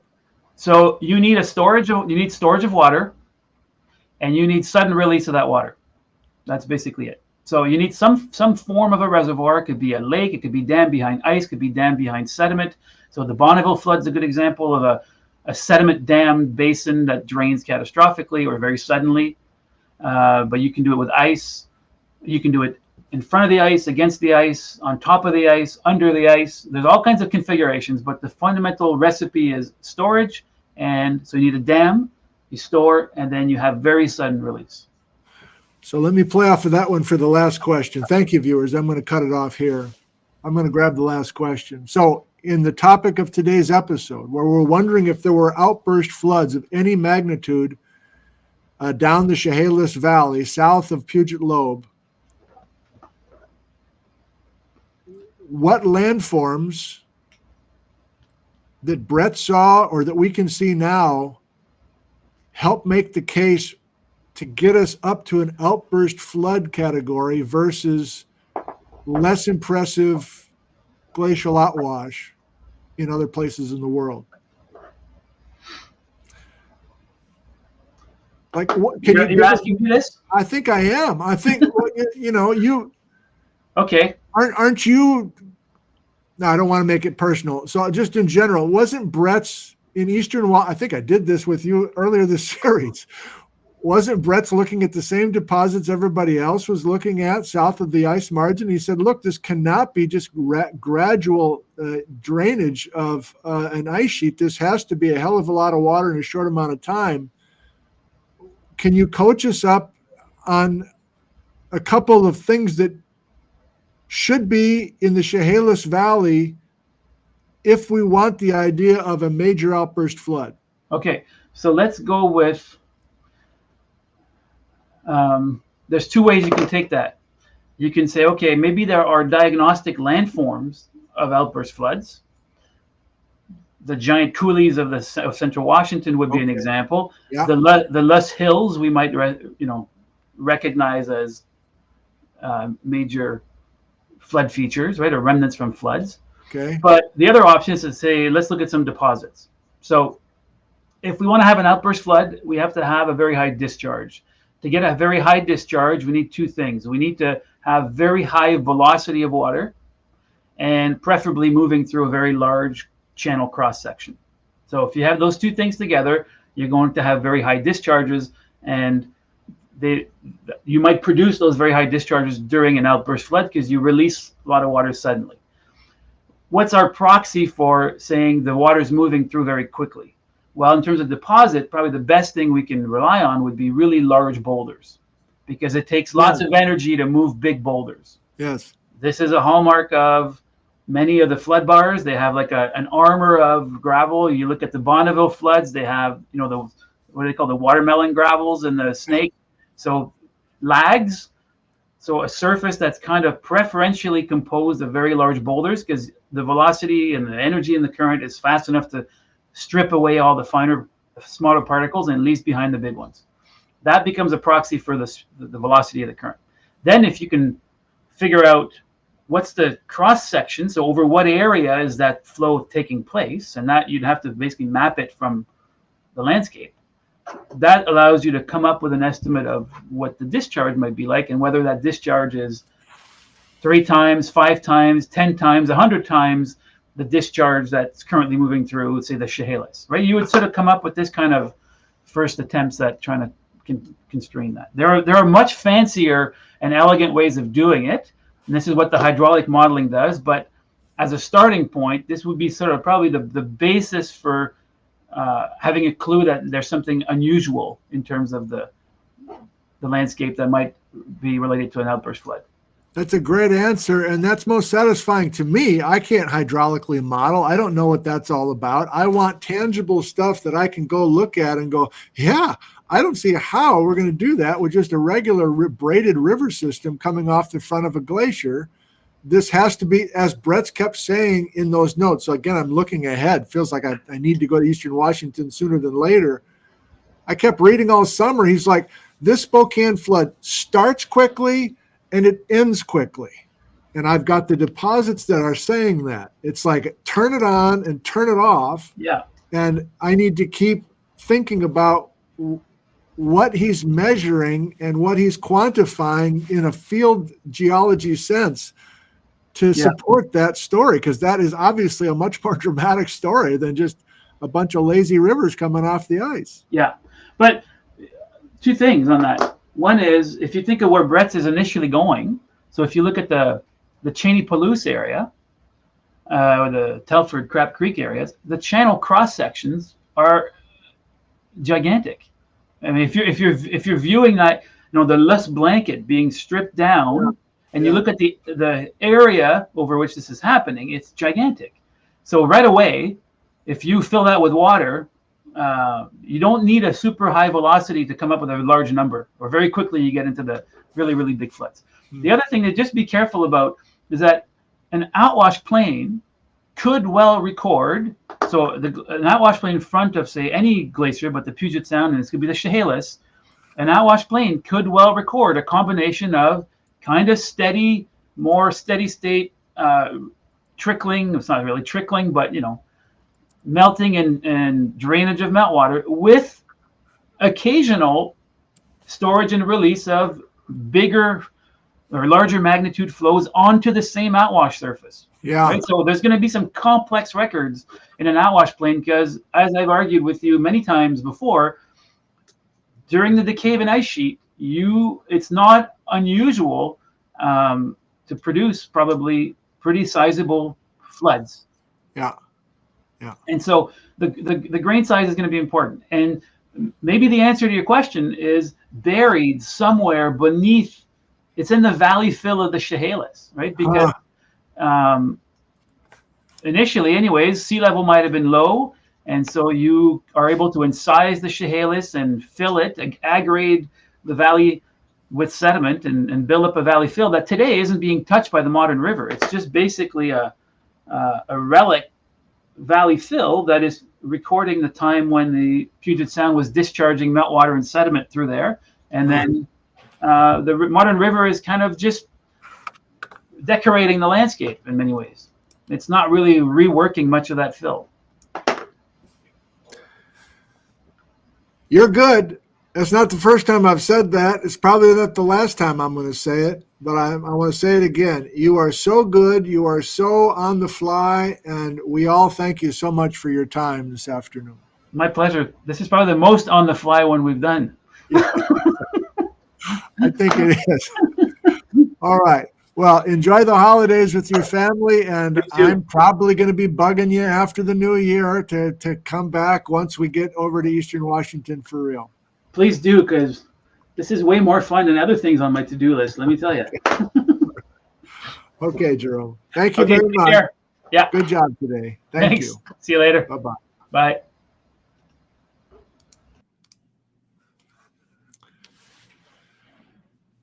Jerome Lesemann, Vancouver Island University, Nanaimo, British Columbia. Hope you enjoyed that. Let's do just a couple final things. It's late, but I think I do want to do a couple more things. And everybody's saying thank you to Jerome, and Jerome is the best. And yeah, he's very, very good. Let's just go through this one more time, because we were playing with it, but we didn't get the great imagery in total. So one more time, I'm probably going to send the replay of this show to Dan. Just make sure he knows how much we appreciate what he does. He knows it anyway, but super talented guy. And you'll notice he does all sorts of stuff with tsunami and volcanic stuff as well. It's not just ice age floods. But since he is based out of Olympia, and since there is the Puget ice sheet story, much of his work is dedicated to that. So I don't know. I just want to run through these one more time. I'll mostly keep my mouth shut, I guess. Is that possible? Probably not.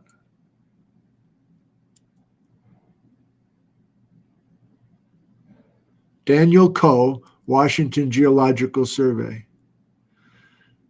And he has a Flickr page, and all of these beautiful images are available for you to download for free. Do you know Flickr? I barely know Flickr, but he's got a Flickr page, and the Washington Geological Survey has a Flickr page as well. Or I guess you can download those off the Washington Geological Survey site as well, probably. A couple of these are brand new to me. I don't think they're brand new, but they're brand new to me, that one in particular.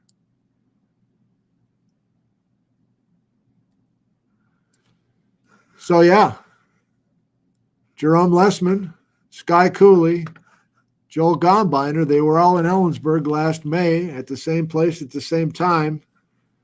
And we've had 2 visits from Jerome so far. We've had 1 from Sky so far, and we've had 1 from Joel so far. We don't need that. I think the last thing I want to do is show you a couple of documents quick, just to put a finishing touch on this. And I think I do want to ask, in addition, what did I ask? One thing, which was kind of a half, that was not a great question for help. It was something about, do you have evidence that it was easy for Bretts to get over to the potholes area in 1910? Kind of a stupid question. I think I want to take it back. But if I go to the document camera, I got one other thing I want to do. And it involves this MIS business. Let's just try this quickly. And then maybe the next show we'll continue with this MIS business.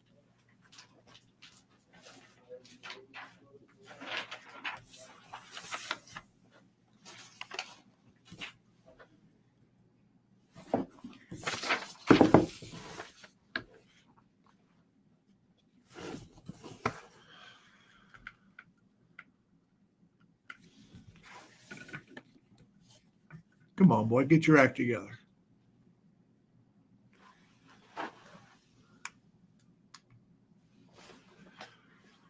Okay, I'll just try this verbally real quick. This is not the only time we're going to see this thing.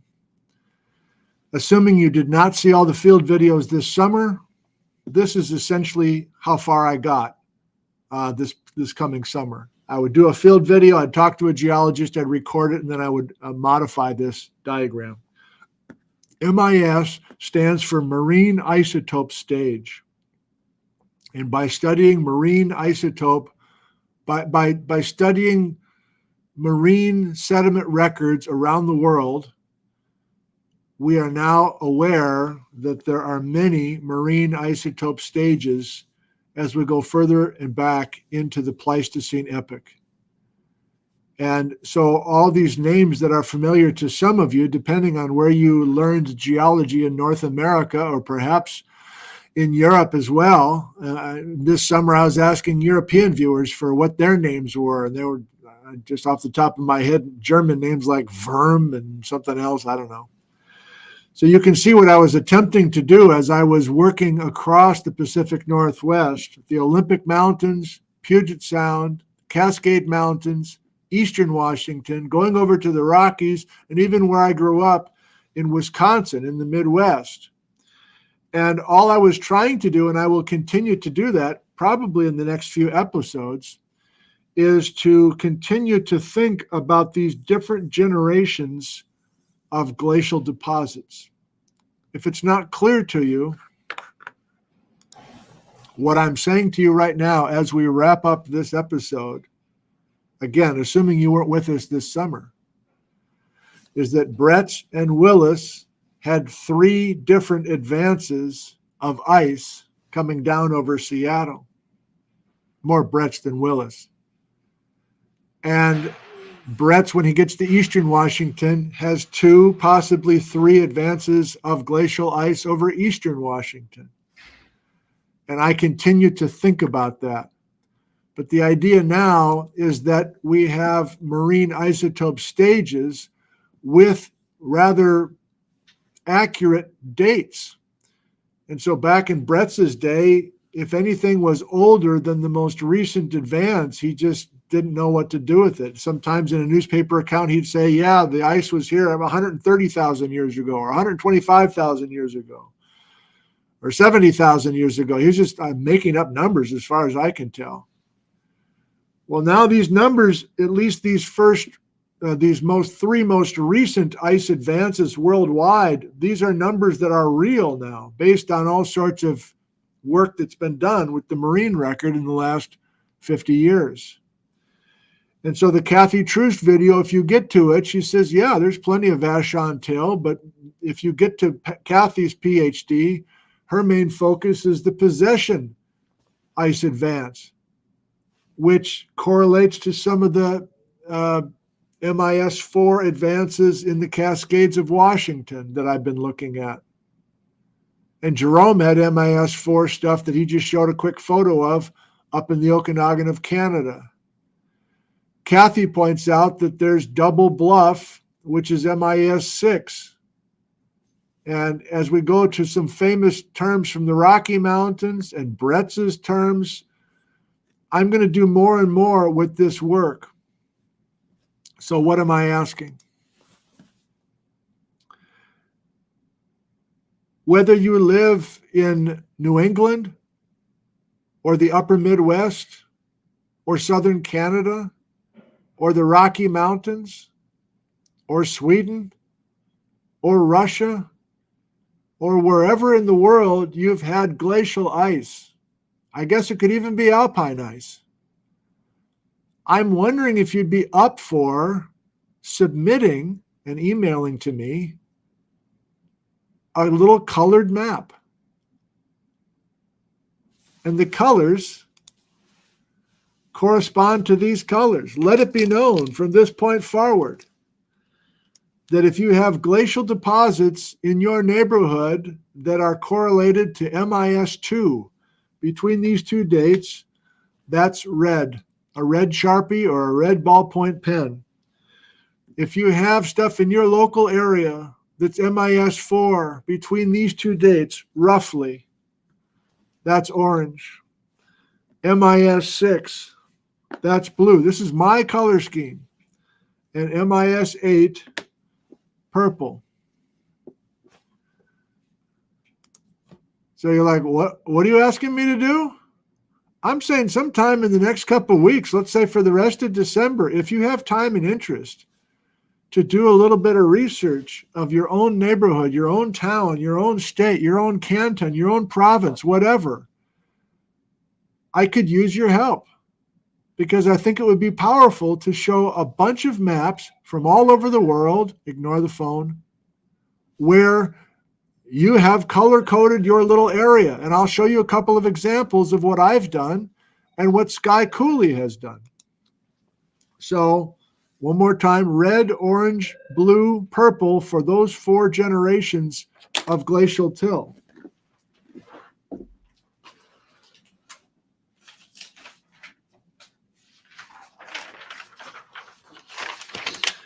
You remember Sky Cooley?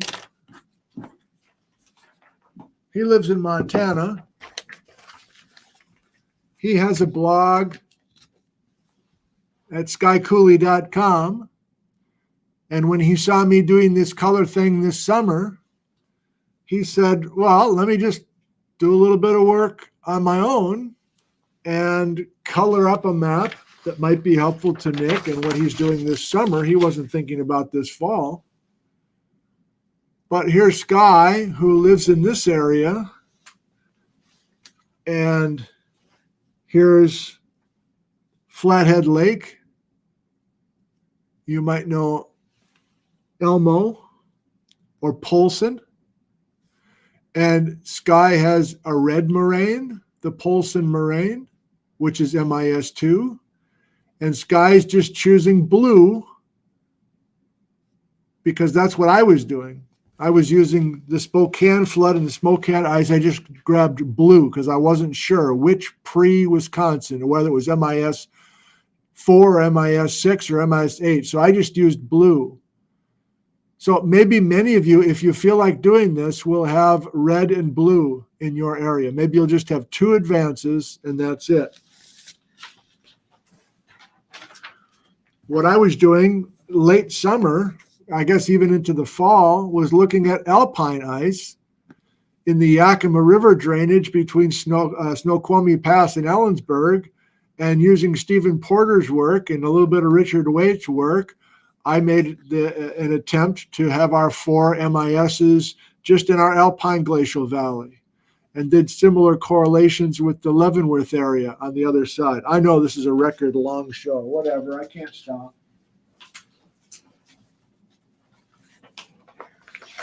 This is really looking ahead, but this is Jerry Richmond from 1965.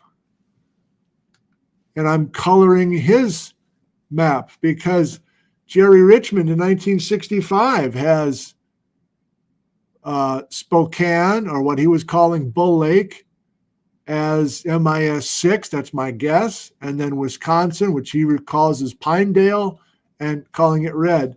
So it's this kind of thing that I'm after. And I don't know how many people will feel like playing this game.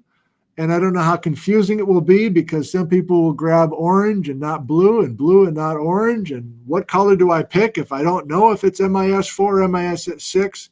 I don't know. It might be a train wreck. I don't know. But it's just a moment I had walking in this morning. Like, that'd be kind of fun to have a bunch of graphic stuff from many of you if we're all using the same color scheme. And maybe something meaningful will come out of it. Or maybe not. I don't know. But it's worth trying if you feel like it. A toast to you.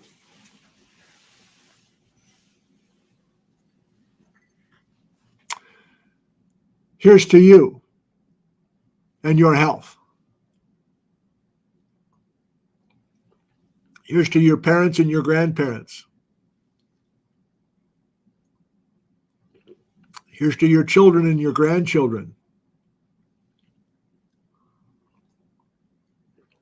Here's to all of us in this community and everyone in your community, wherever you happen to live on this beautiful planet that we're all inhabiting together.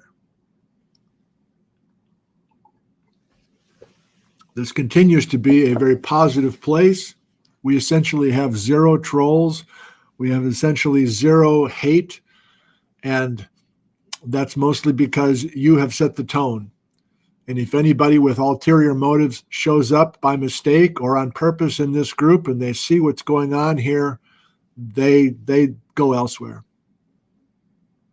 3 years ago in the pandemic, we had a little bit of that. And then eventually there were just enough positive things going on in here that it just never became a problem, never became an issue. And that's still the case now. When will I see you next?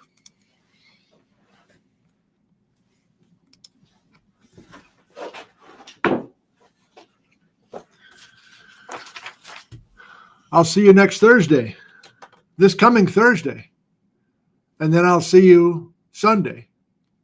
We're back to our schedule. Thursdays at noon, Sundays at 9 a.m. Pacific time. And this is the plan. I really don't know what our topic will be, but I plan to be with you this coming Thursday, December 14th, 2023 at noon Pacific.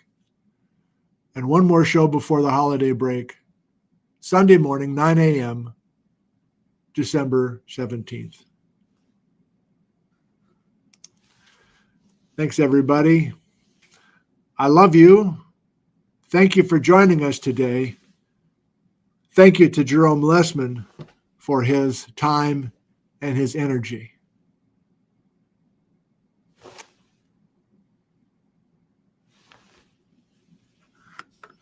See you on Thursday. Goodbye.